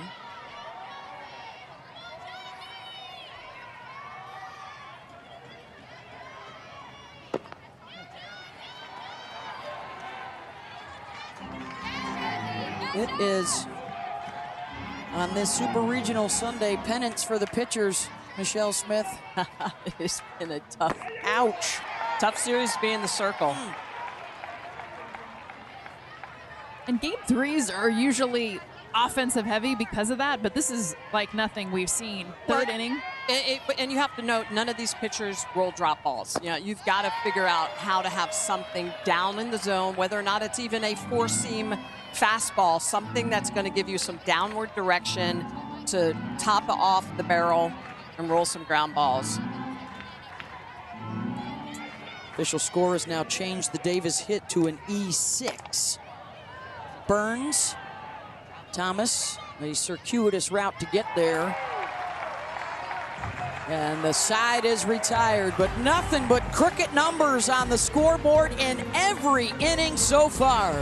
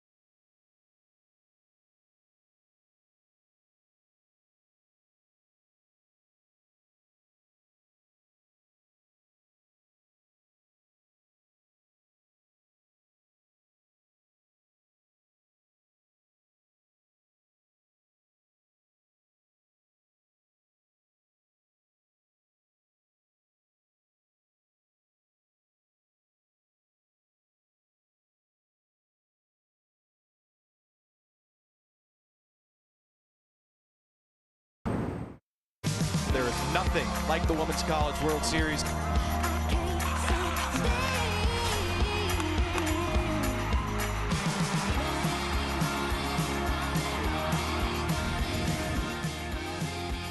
Now the Women's College World Series begins on Thursday with our traditional quadruple header. And then we'll have every pitch for you from OKC on ABC, ESPN, and ESPN2. We already know that Tennessee is in on this side of the bracket. The winner of this Super Regional would match up with the winner of Oklahoma and Mississippi State on Thursday. And on the other side, Alabama, UCLA, and Arkansas, Nebraska. And right now, Mississippi State leads OU 3-0 in the third. Here it is 11-7. Texas Tech over Florida. We've had 15 home runs hit in the 3 games already, 2.5.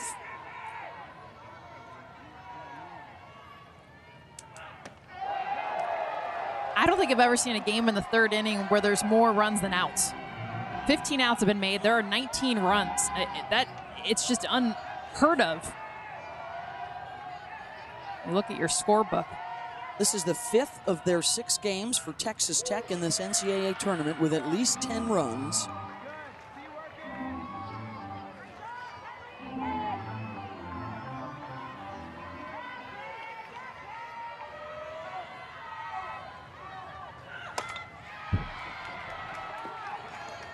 And here's what we've been talking about all year long, and fitting that it continues in the Gainesville Super Regional. The hits, combined 15 homers and combined 48 runs.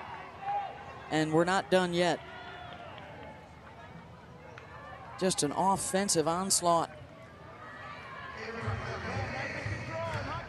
I still think what's really unique for Texas Tech is the fact that we can see Nyjah Kennedy and Caitlin Terry do unlimited switches. And a strikeout of Kenley Cahalan, 1 down. A little bit of emotion coming out of Kennedy, picking up this strikeout. Rise ball in the outer half. See the way she gets underneath that pitch. A little bit of a point to her catcher, Jasmine Burns. Kennedy has been in the circle twice. Caitlin Terry has been in the circle twice. That strikeout of Cahalan, the first leadoff batter retired in the game. And here's the birthday girl, Madison Walker, turning 21 today. And a fly out to left.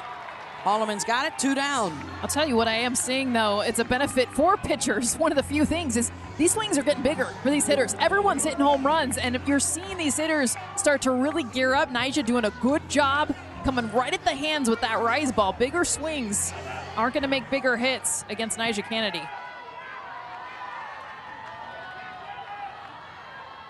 Here's Ella Weslowski.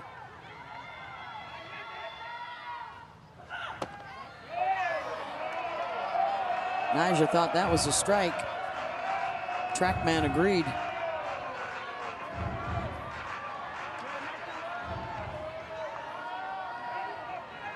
Don't look now, Smitty, but there's a chance of a 1, 2, 3 inning. Wow, that would feel like a miracle in this game. Area 51 kind of stuff in this game.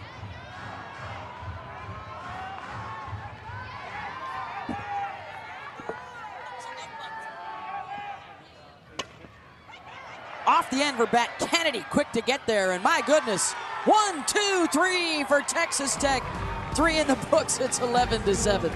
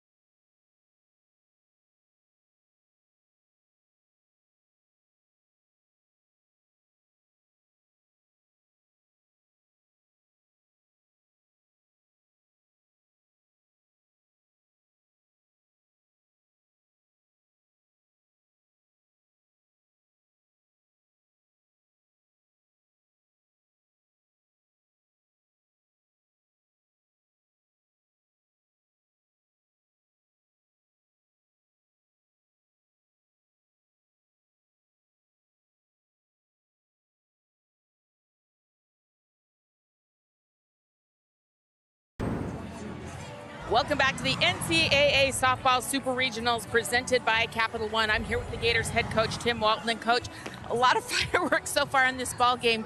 Tell me what's going right for your bats right now and how you get back in this one. I think we've done a good job, obviously, being down in the first inning, coming back and getting on top, and then being down in the second inning, coming back in it's even. So I think the bats have been good, been really fighting hard. Obviously, we're just not pitching very well today and been playing great defense behind them, but I give them credit. They obviously can swing the bat pretty well. Keegan Rothrock gave you what she could. Now you've gone to someone else. What's the plan the rest of the way? Yeah, it's a little scotch tape, a little trainer's tape, but whatever we got to do. I told you guys before the series, tape the game together, figure out a way, and if Keegan's got to come in to get the game over at the end, that's the plan. Everybody, all hands on deck. Thank you, Coach. Thanks, go Gators. All right, thank you, Holly, and Coach Tim Walton. One of the things that Texas Tech did coming into this weekend, they actually traveled with their boxes to get up and elevated to hit the rise ball. That was what they came in understanding. They were going to see Keegan Rothrock is primarily rise ball, and even Leah Stevens in the game now, primarily rise ball. So that was something they definitely prepared to face.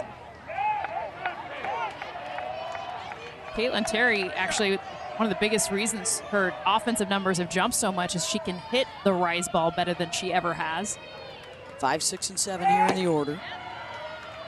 Winner goes on to the Women's College World Series to face either Oklahoma or Mississippi State on opening day.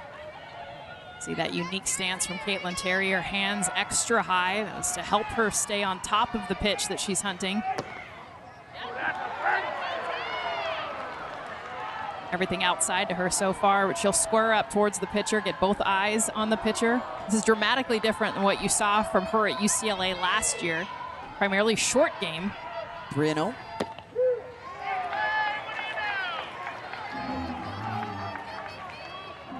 Leah Stevens on in relief of Keegan Rothrock.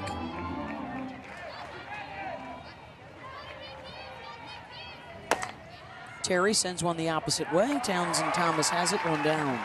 Well, that's the first time the Gators have gotten the first out of the inning.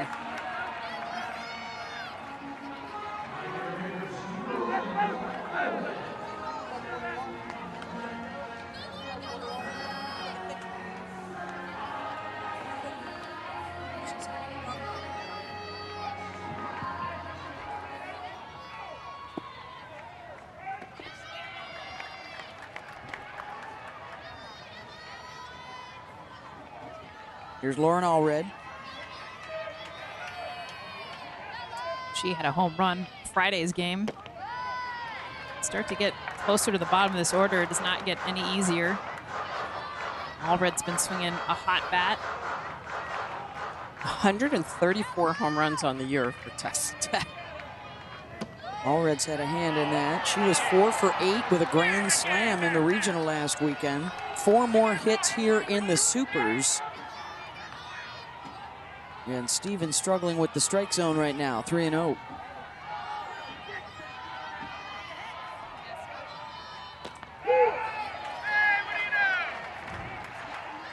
Caught the corner.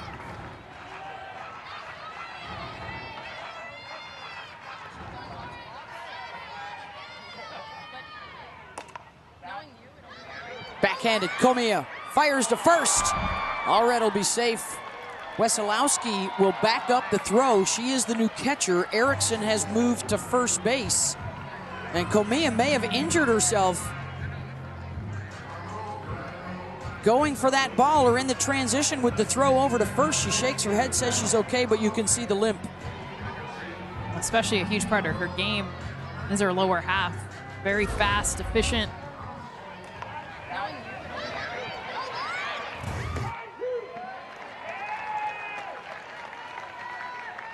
All SEC defensive team member, so she stays in the game. And here's Taylor Pannell, a home run that chased Rothrock her last time up.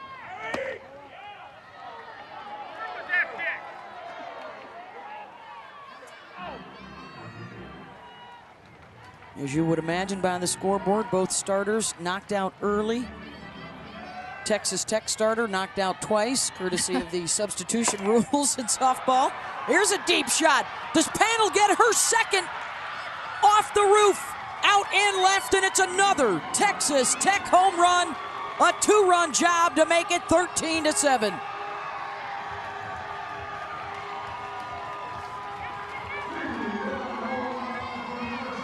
Another pitch up, and this is exactly where the Red Raiders have been prepared for. And even when they're trying to get in on the hands for Taylor Panel, look at the location of this. It's not a bad location. It's up and in, but Panel opens up that front side. They were looking for that pitch off the batting cage in left field. Panel with her 11th and 12th home run of the year. 135 now. And she has chased 2 pitchers today with her long balls.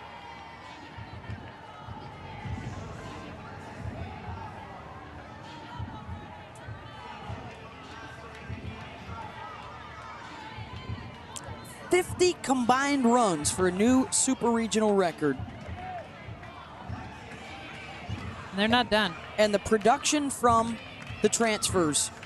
The big portal haul for Texas Tech. Williams has homered. Jackie Liss has homered twice. Burns has driven in a run. And now Taylor Panel has homered twice. Well, and you know the Gators have more in them as well. That's what's crazy is Tim Walton trying to do whatever he can. And this has been a huge storyline for the Gators this year, you guys, is they have had one ace.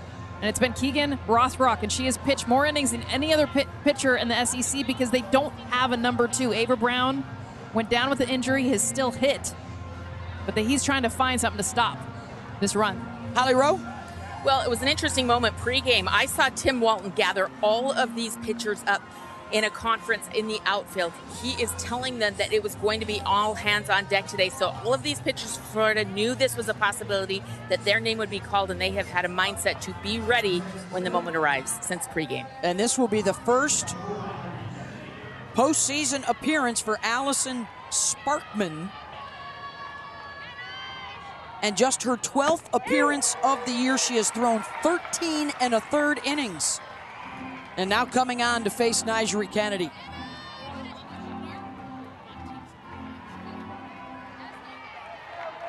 Red Raiders explosive with the bats today. They've scored multiple runs in every inning.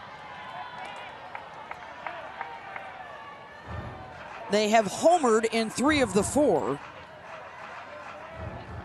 Nyjah in the back far corner of the batter's box. You rarely see a hitter that far off the plate, that far back. Nyjah does a good job of going opposite field, hitting inside out. That's where her power is. And still pull the ball well, but tries to get off that plate so she can not get jammed on anything inside.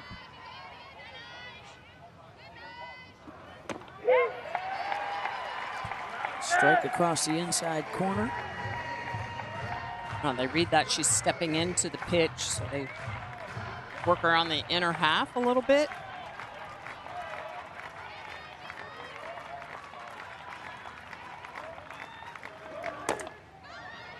Comia charges. 2 down.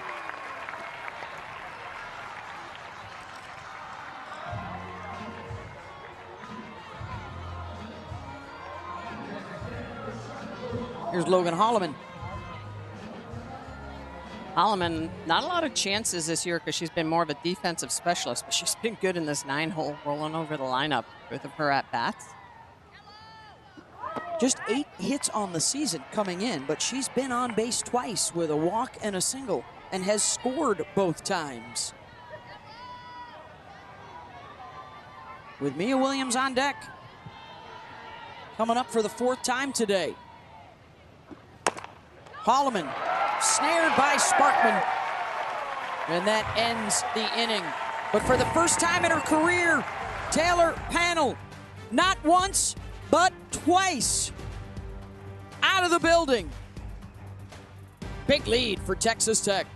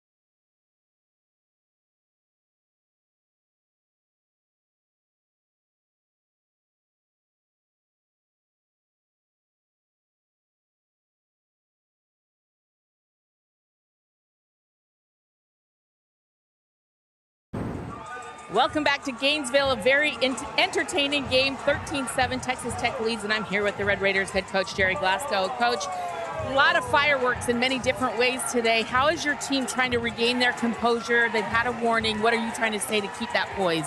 It's a great game. It's a great game for college softball. I told them have fun. Like, don't get angry. The emotion we want is to have fun.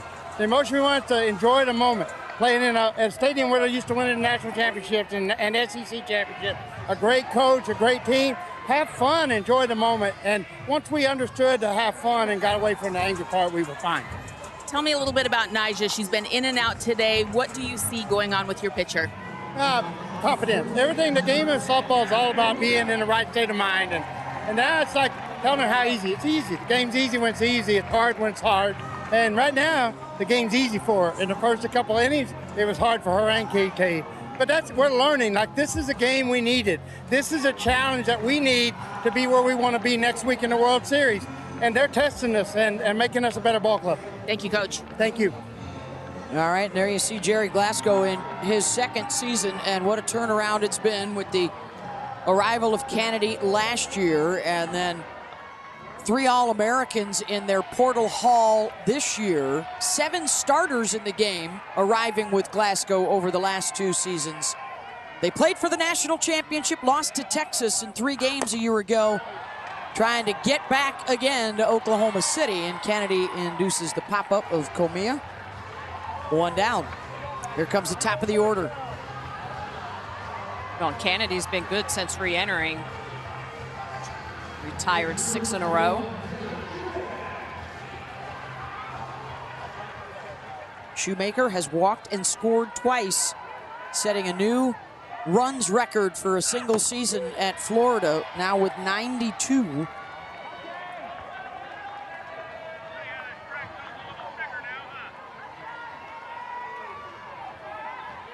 Also got to start thinking about a sense of urgency with Texas Tech sitting just a couple of runs away from run rule territory.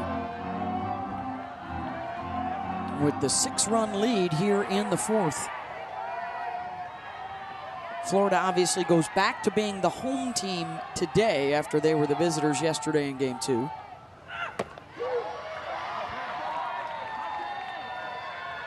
I think it's going to be big for Nyjah's confidence if they do indeed advance, to get a little something positive in her mind in the circle after she's been getting banged up a little bit this postseason. When we talk about pitchers, how you have to have a very short memory. You have to forget the last pitch you just threw. You've got to focus on the ball on your hand and the pitch that you're working on or you're going to throw. And you're going to give up runs. Absolutely, especially this year.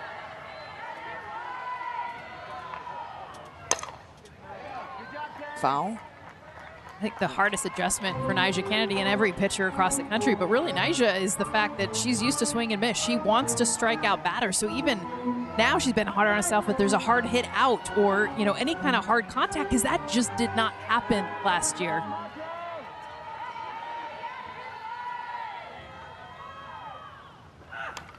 There's a point with a pitcher that you have to put your ego on the shelf and you have to say 1 and 2 pitch outs, and I say it all the time, are gifts from the softball gods. To be able to throw 1 pitch and do some pop-up, throw 1 or 2 pitches, roll a ground ball. Remember, she didn't throw a pitch for 6 months in the fall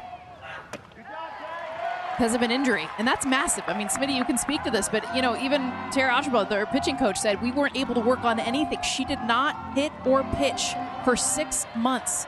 It wasn't until January that she was able to pick up a softball again and start throwing. Good tussle again with Shoemaker, and Taylor wins that battle. And a base hit out to right. Can the top of the order get something started again?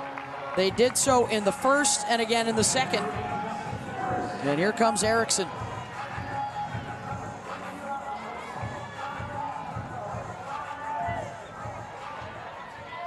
Kennedy, by the way, is the pitcher of record right now. You talked about all the strikeouts. She's got 1,000 of those. She is 1 win shy of 100 in her career.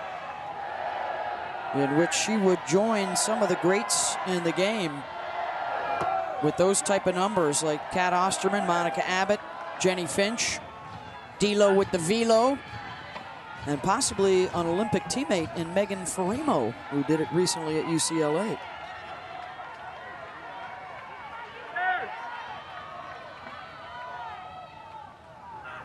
Erickson. Boy, the exit velos today. Yes. High 60s into the 70s, which is phenomenal. I mean, anything over 70 is elite. Over 65 is considered a hard hit, and the amount of just 70 plus has been almost every batter in both these lineups. Erickson pops it up. Tony's calling for it. 2 down. Big get there for Nyjah. Nyjah continuing to use that changeup. 58 miles an hour, induces that pop-up.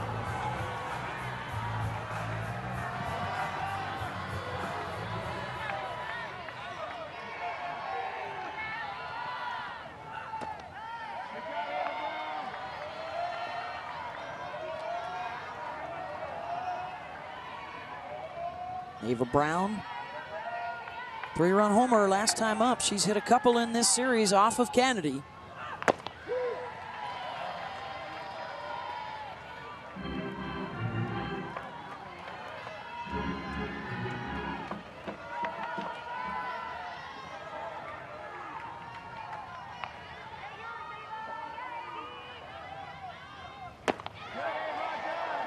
Brown tried to hold, and she did. 2-1.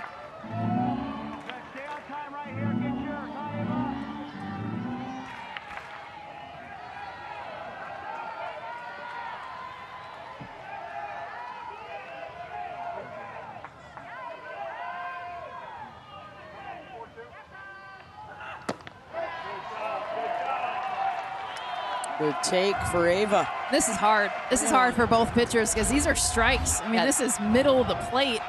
Yeah, that is a strike, according to TrackMan. It clips the knee.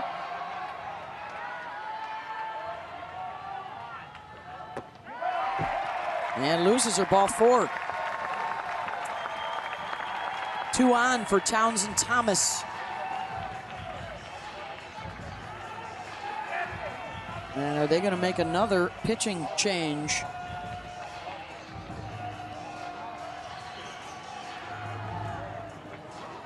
Yes, they are. So Caitlin Terry started the game, did not get through the first inning. Nyjah Kennedy came on to throw to 3 batters. Terry came back on for 2 batters. Kennedy returned again in the second inning. And now back to Terry here with 2 outs in the 4th, facing Thomas. This is where softball, it's different from baseball. It's unique, and we've never seen anything like this before, where you get 2 aces going back and forth in that flex position. They can both hit, they can both play positions if needed. Caitlin Terry, the starter, returning now for the 3rd time. And we're talking in 30 years, we've never seen this.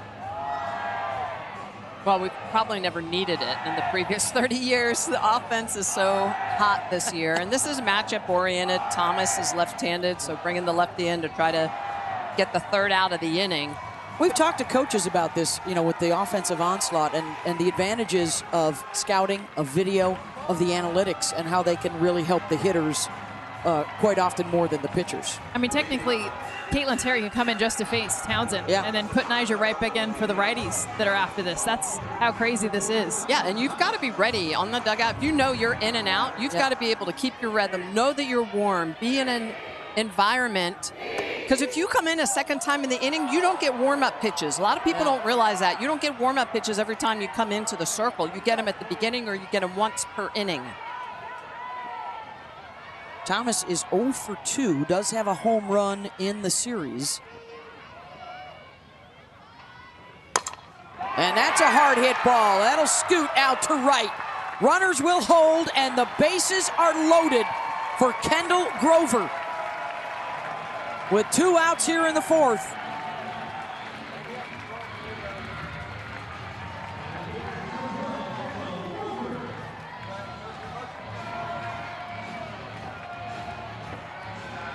And my goodness, are they going to do it?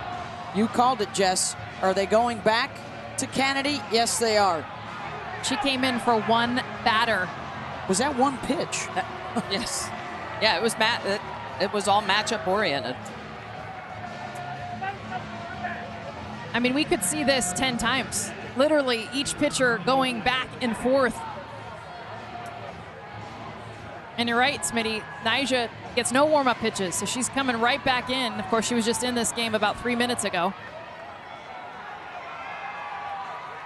So now she'll face Grover.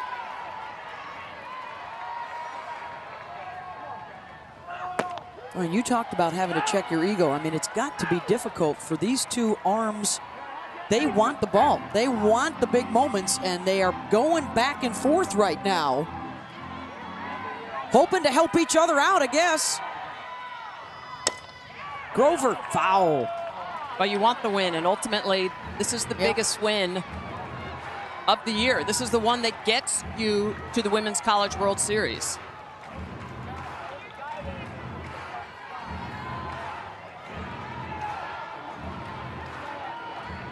Florida responded to Tech runs in the first. They did it again in the second. Not in the third. Can they do it here in the fourth? Swing and a miss. Nyjah Kennedy. The celebration in the circle as she hops back over to join her teammates. And a strikeout with the bases loaded.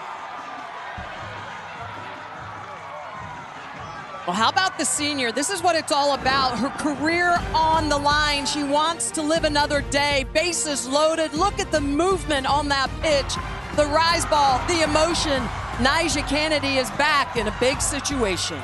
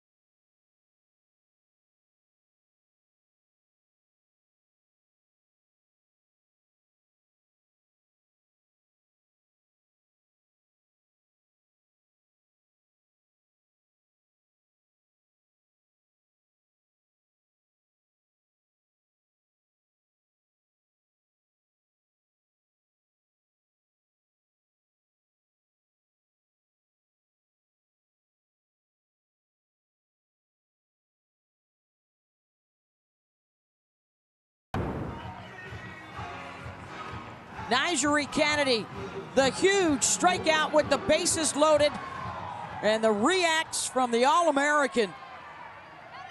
Desperately wanting to get back to the World Series for a fourth straight year to fight for that elusive national championship. And Mia Williams will lead things off. She has been an absolute Gator record this weekend. The former Gator herself, a two-run home run in this game.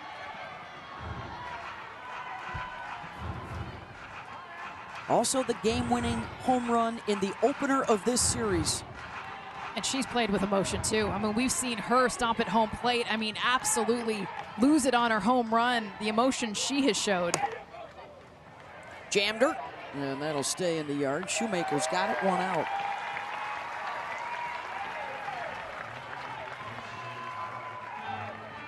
Well, I thought it was great what Jerry said. Play with the emotion of fun and not of being mean or anger that puts you in a different environment.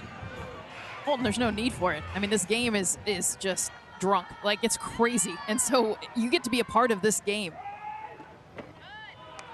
And this is probably what he mentioned that Texas Tech needed, that fight, that claw scrape to get every run, every out, every pitch.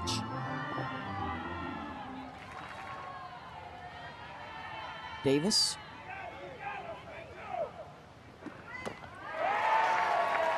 A fine wine at times. Jaeger bombs at other times. This game's all of it. It is. Keg stands, whatever gets you there, this game has done it. Full-on frat house. 13-7. Texas Tech. Well, and at some point as an elite athlete, too, you have to learn to stay middle. That you're not going to play your best if you're too high. You're not going to play your best if you're too low.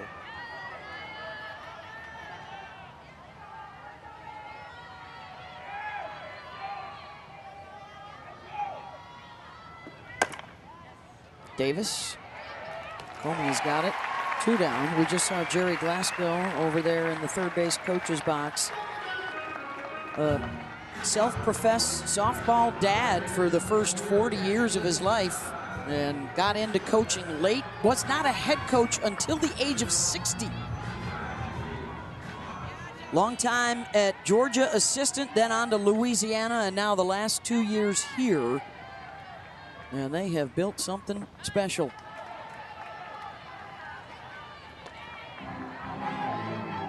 There's a great story you can find on NCAA.com, ESPN.com. His story, getting into it, his daughter, Jerry Ann, gets to coach now with his oldest daughter, Kara Archibald.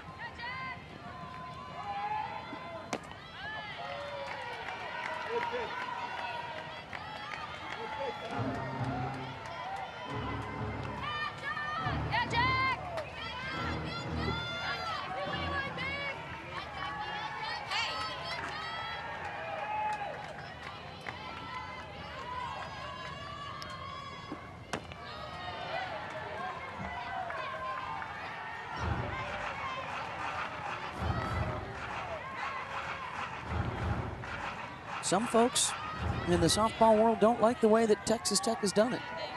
Texas Tech does not care. Texas Tech is winning the last 2 years, setting school records. They have hit the portal hard. It started with Nigeri Kennedy in the circle, and this year Jerry Glasgow went after hitters, and he found some. And this is what these three have done just today. 5 home runs and 10 of the 13 runs batted in. Yeah, they have done damage massively.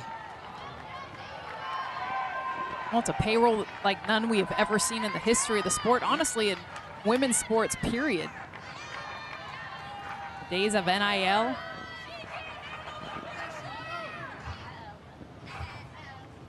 Let's send it down to Holly Rowe.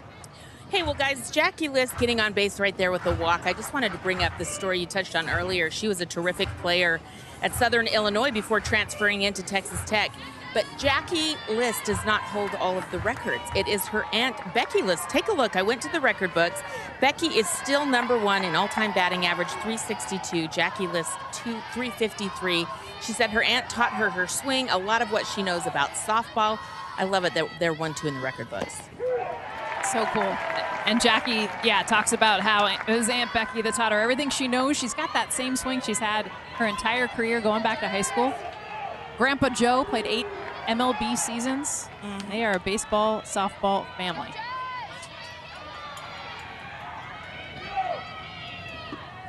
Shout out to Dad as well. I mean, Dad had a big hand in it, but of course, when you're a teenage girl, you're not always going to listen to Dad. So Aunt Becky was able to do a lot of the instruction through the teenage years. But what a great family of sticking ballers. And she's going to take second base right on cue. Well, that's the other thing this Texas Tech team does so well is steal bases. One of the tops in the country, a couple in this game, coming in 128 on the year, and they'll steal at non-traditional times. Some of those steals are hit and runs that are swing and misses, but the runner's still going. So a lot of unconventional softball that happens to work out very well for Jerry and company. 2-2 to Jazz Burns. Another one of the offensive pickups from the Ohio State University.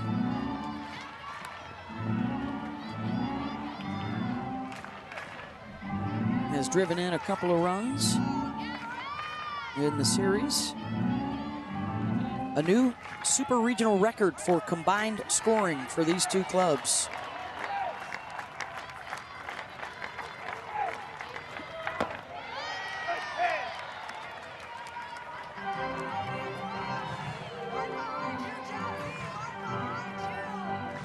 I think you're going to have to hit a lot of home runs to win the World Series this year. Especially since UCLA has already punched a ticket, and they have hit 200 home runs, shattering the old record by 39 pokes.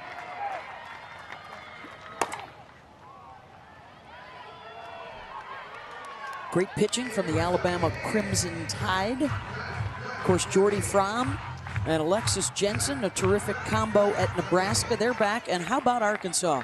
So much heartbreak over the last several years. They finally break through. They're going to the World Series.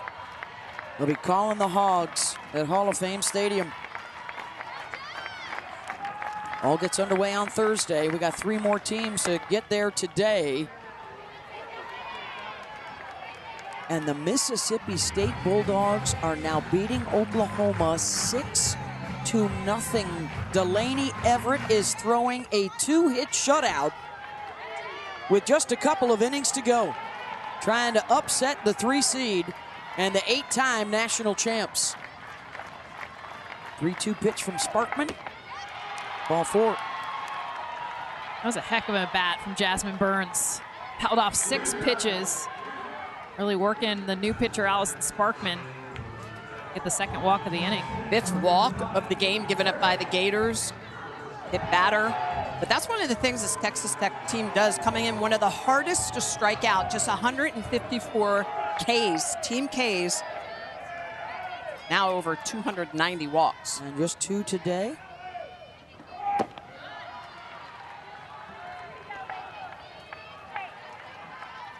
Very important out to get for Florida, because if 2 runs come in, the Gators would be down to their final at-bat in the bottom of the 5th.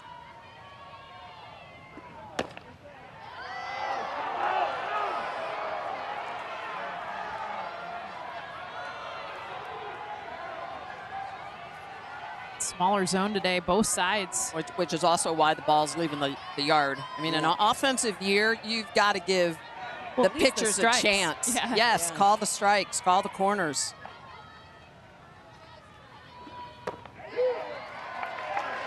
Same pitch. This one's a strike.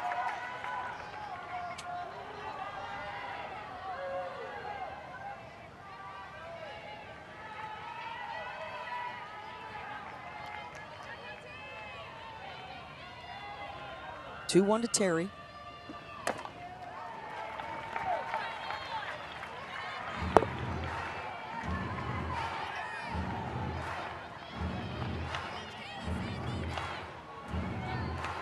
Runs on the board in all 4 innings so far, all crooked numbers.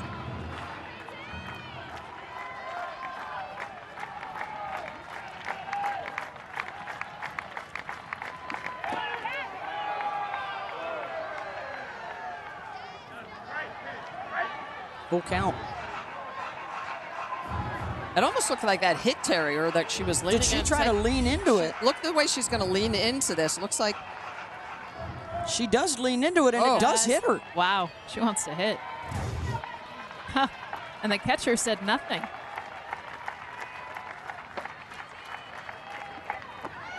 And draws the walk anyways. So now the bases are loaded. And it's Lauren Allred. 3 walks in the inning to load up the bases.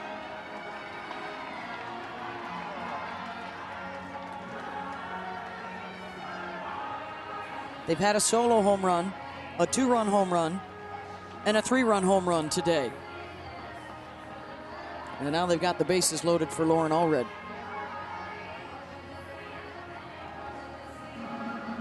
Looking for the home run cycle.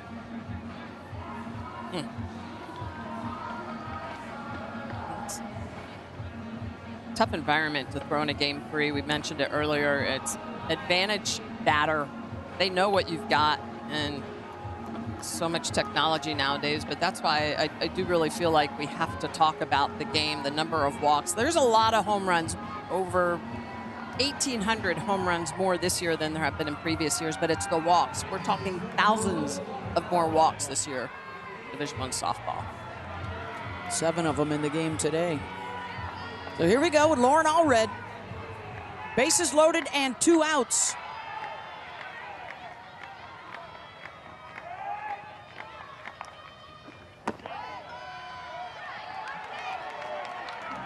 Started out her career at Louisiana with Jerry Glasgow and then came over when Glasgow took the job a couple years ago.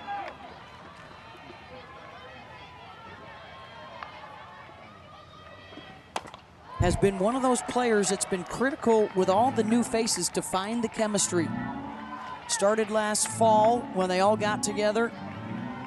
And, you know, you got a lot of egos. You got a lot of players that all want to be in the lineup every day, and you got to figure out ways to get everybody together. They spent a lot of time together to prepare for the season and put the team first.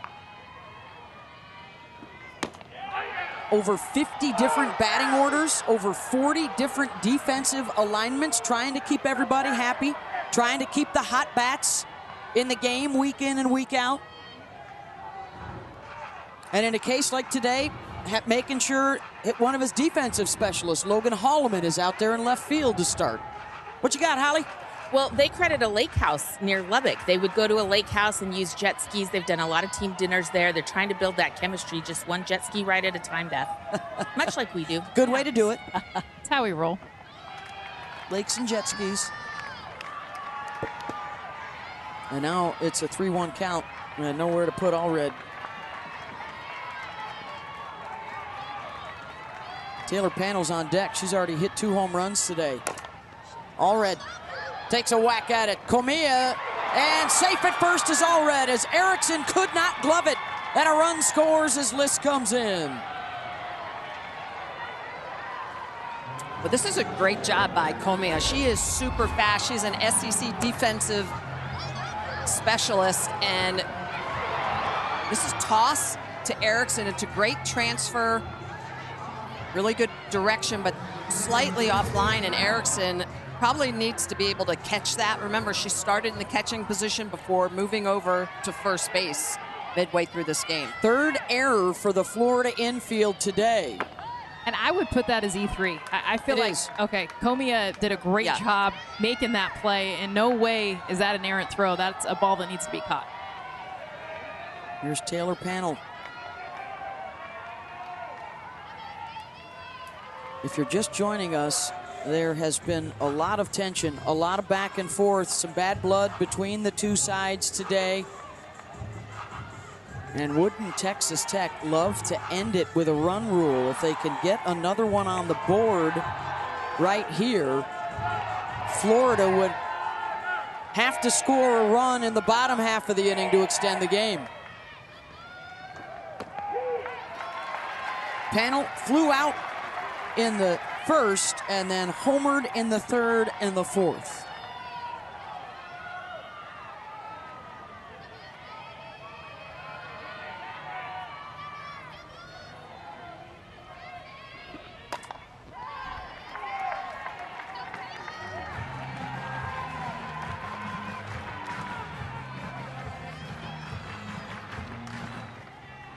Taylor has now hit in 16 of her last 17 games, getting hot at the right moment here down the stretch.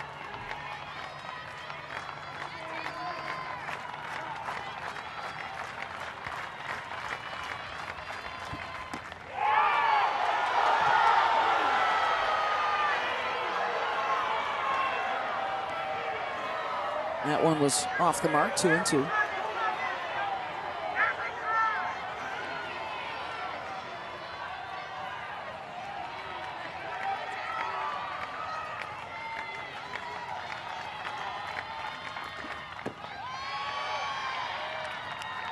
And now full count.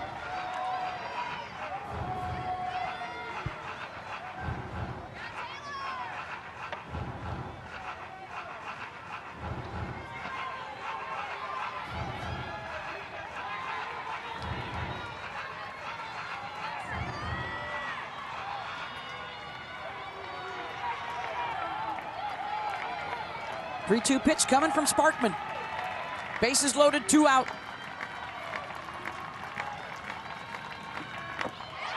And that'll walk in another run. And it is an 8-run lead for Texas Tech. And the bases are still loaded for Nyjah Kennedy. It's the 4th walk of the inning. And when you throw in the error, 5 free passes.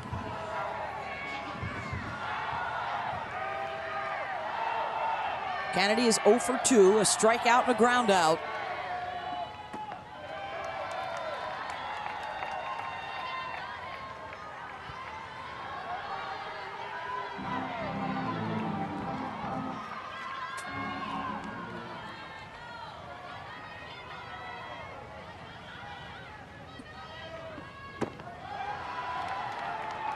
Two and 0.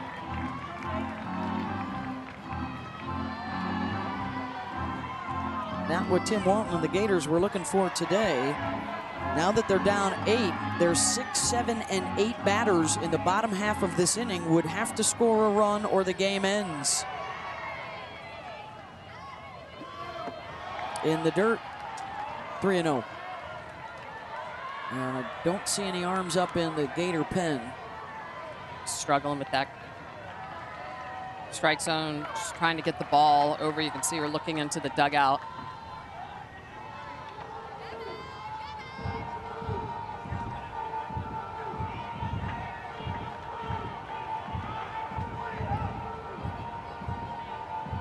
Looks like Olivia Miller may be up now for Florida.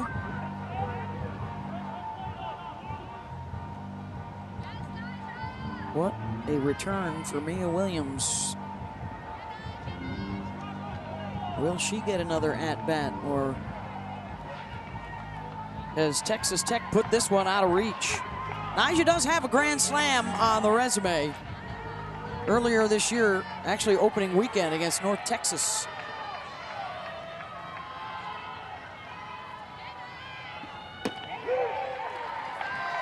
Well, and the way the pitching has worked for Tech, too. I mean, just the fact that, you know, who's going to come back out at the bottom of the 5th. You know, is it Nyjah? Is it Caitlin Terry?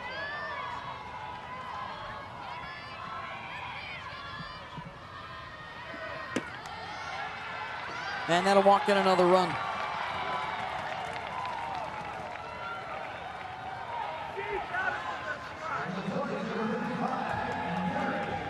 That makes it 16-7 as Caitlin Terry comes in.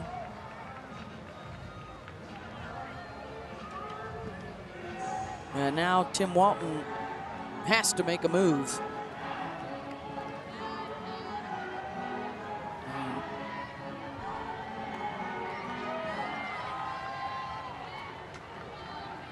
Well, don't forget the Women's College World Series returns to ESPN on Thursday from Oklahoma City with our quadruple header. For more information, visit NCAA.com, the home for all your NCAA championships. So a pitching change here for Florida. They go to Caitlin Oxley coming on.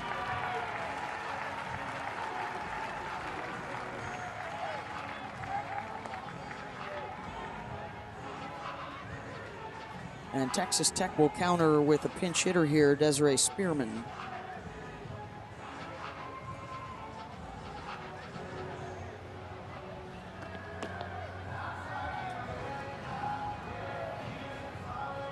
Sophomore out of Bartow, Florida.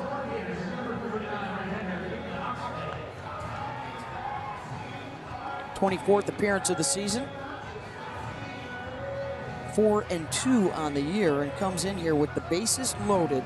Spearman is the 10th to the plate. They've gone around the order here in a 3-run 5th inning. 3 in the first, 4 in the second, 4 in the third, a pair of runs in the 4th, and now 3 more in the 5th to get into run rule territory. And Texas Tech now 3 outs away from a return trip to the Women's College World Series.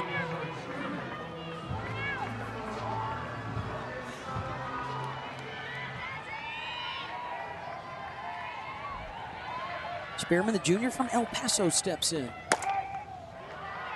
Fly ball out to right. McClellan's got it. And 16-7. A lot of work to do for Florida with a run rule hanging over their heads as we head to the bottom of the 5th.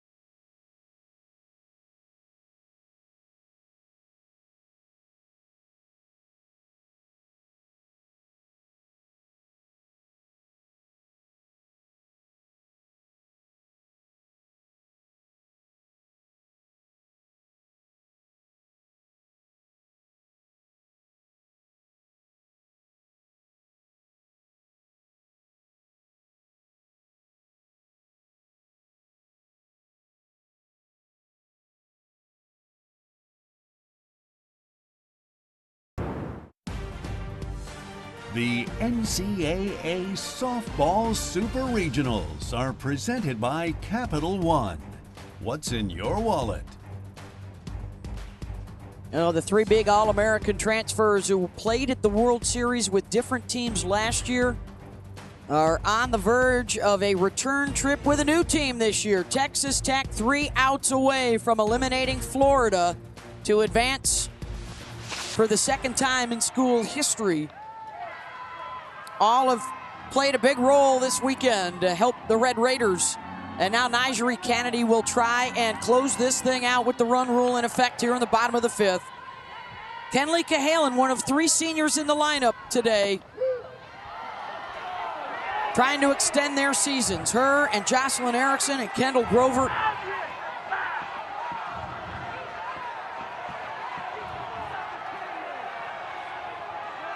One and one the count. And Tim Walton, I think, just got tossed. Tim Walton ejected from the game.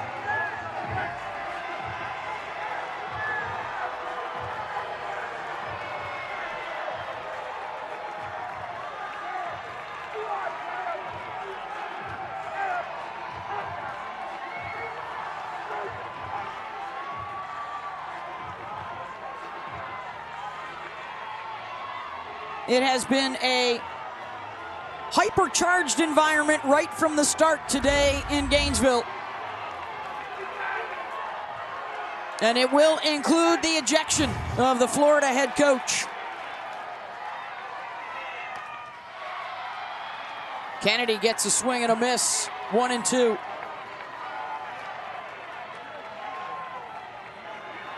Been spicy all game long, a lot of emotion.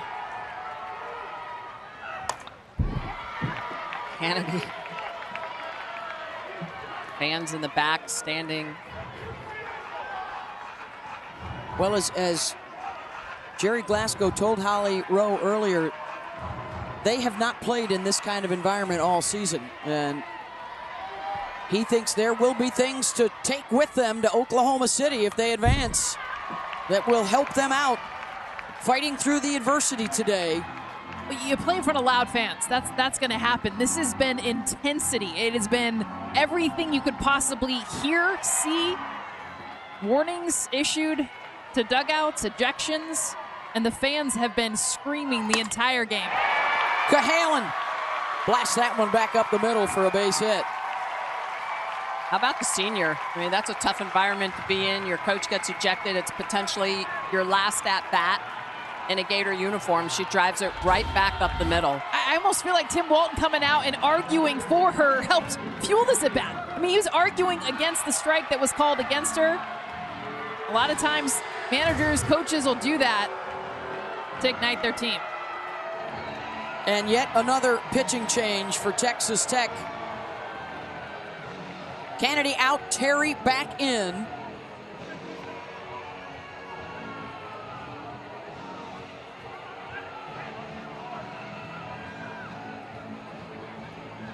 It is a scorebook unlike any other in our careers. I cannot dissect I've or lost track understand it. how many pitching changes that is.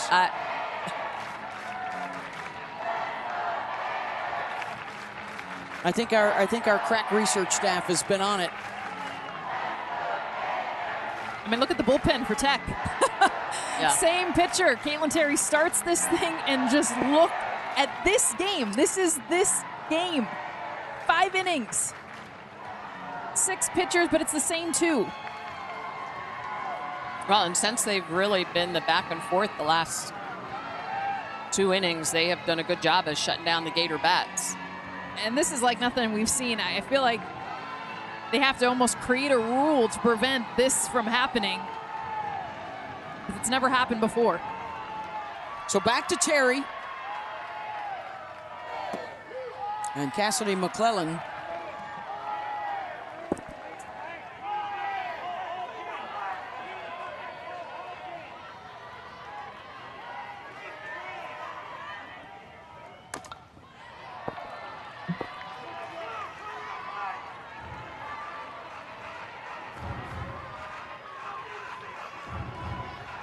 One on for McClellan.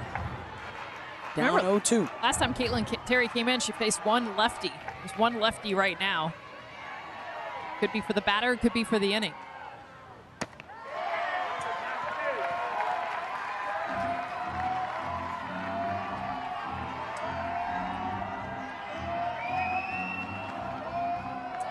Right now, the Gators fighting for 2 runs. They want to stay in this game, extend this game. It's not the 9-run deficit they are down. It's to stay and get to the 6th inning. Keep that in mind with the home runs, runner on base right now, how important that is. They will have to count on the bottom of the order here. 7, 8, 9. The Gators have never lost in the tournament at home via run rule. That's what they're staring at right now.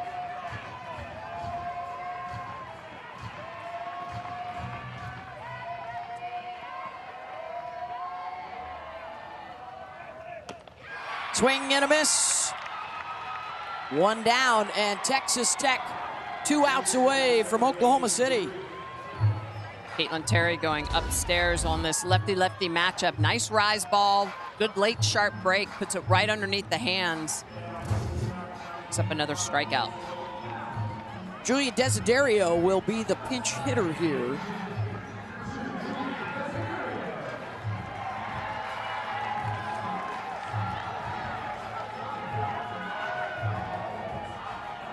Senior out of Hudson, Florida.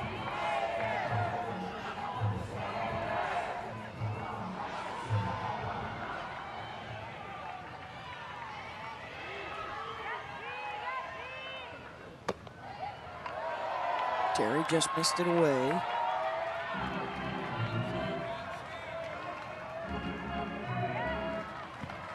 Jackie Liss and Taylor Pannell, a pair of home runs today. Mia Williams also went yard today.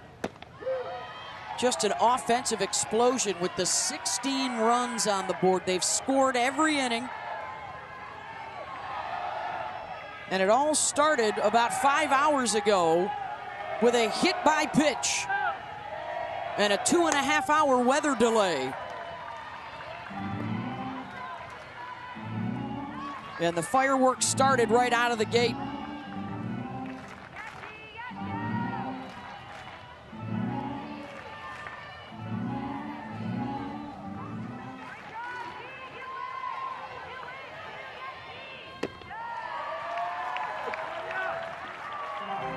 Seven runs for the first 2 innings for the Gators. And I'll tell you what, Caitlin Terry, this combination, Nyjah Kennedy being able to go back and forth, kept the Gators scoreless now.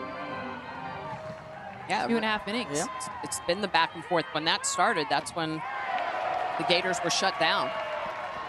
Think about that advantage. I mean, you can go with 2 pitchers back and forth, literally every batter if you wanted to. I can't imagine being on deck going, I understand it could be one of 2, but that is such a difference maker, not knowing who he's going to pull out of the dugout next.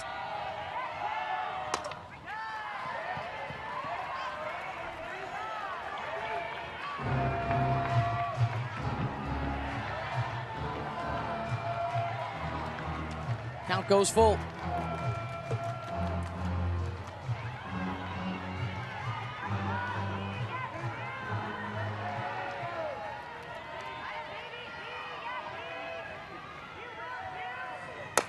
Desiderio backhanded by Pannell, and they get the force out at second, 2 down. And now the Red Raiders 1 out away.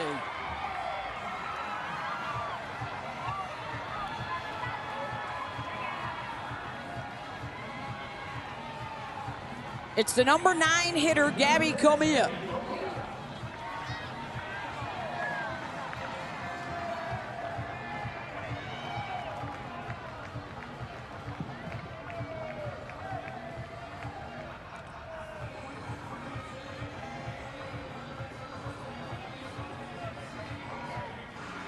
What a job by Texas Tech today. This was a 7-7 game through the first 2 innings. And with the emotions high, and Jerry Glasgow telling his guys, hey, play for each other, play for the fun, play for the joy. And they have outscored Florida 9-0 since. Well, really, it was in that second inning when Nyjah came in. She retired 7 in a row. Kind of got some stability back in the circle for Tech, but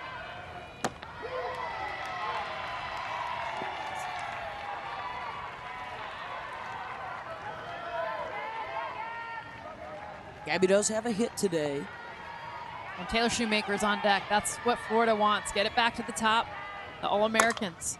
Comia back to Terry, spins, fires to first, in time!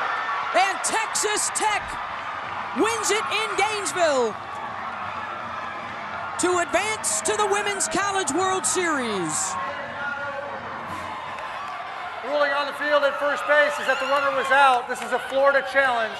The play is under further review. A challenge coming for Florida.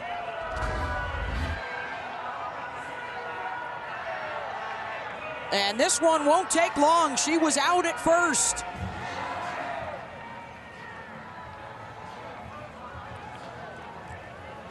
great job by Liss making that catch. That throw was starting to leak into the line. And Caitlin Terry, I mean, as a left-handed pitcher, fielding that, spinning around. Spinning and off balance, falling down afterward.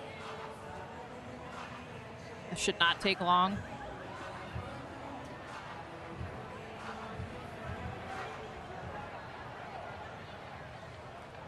After review, the ruling at first base is confirmed. The runner's out, the ball game is over. And now the celebration full on for Texas Tech. Second straight trip to Oklahoma City. They come in and take game 3, 16-7. And they eliminate the 6 seed Florida Gators. And now the hope's still alive for Texas Tech as an 11 seed. They have a chance to become the lowest seeded team to ever win the national championship. And it's been a battle. I mean, Texas Tech, very dominant during the regular season, struggled in the Big 12 tournament, did not win it, was beat by Arizona State, had to come back against Ole Miss, down 8 runs. They did. And in this series, the battle back and forth, and Florida does not come out to shake hands. No. Texas Tech was lining up along the third baseline, and Florida walked back into the dugout, and now some of the Tech players are getting into it a bit, and the coaches are trying to shepherd them back towards one another. And the gun's up for Texas Tech. And they are the Gainesville Regional Champions with a 16-7 win. As Florida does not line up to shake hands post-game.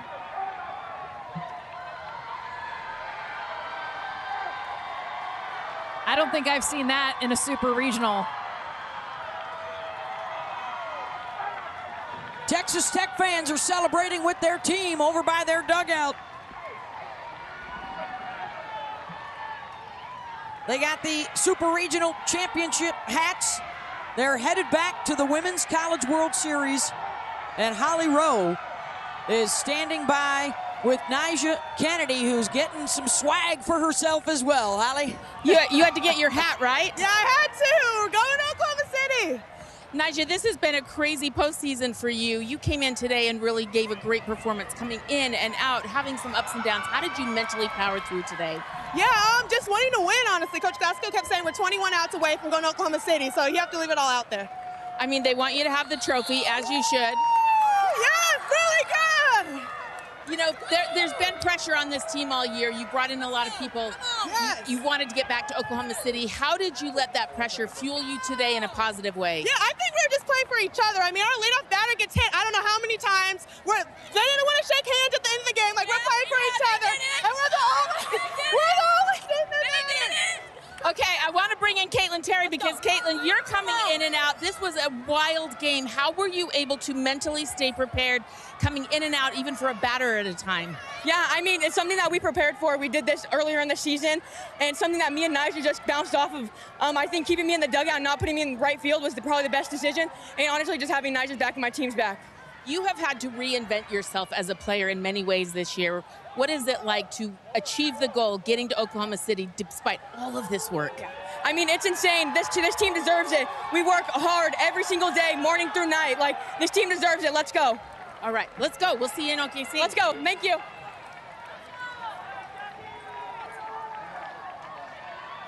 Jerry Glasgow, 2 years at Texas Tech, and he will be 2 years at the Women's College World Series with the Red Raiders.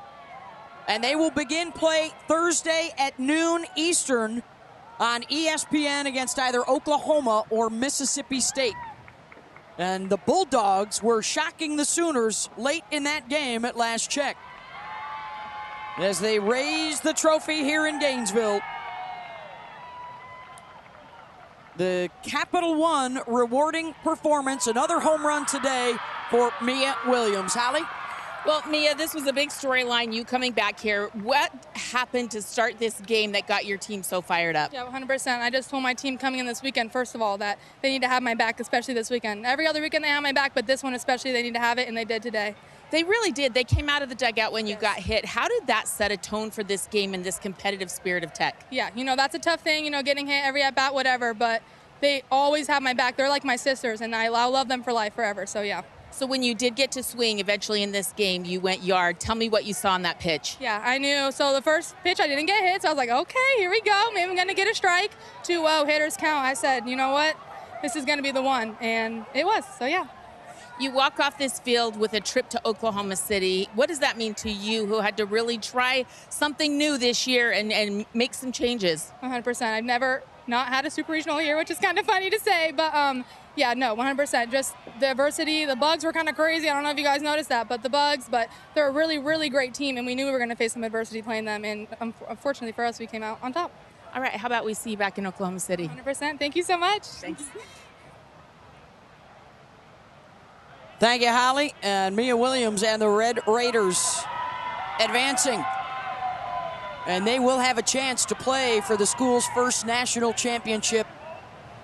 Their road continues on Thursday in Oklahoma City.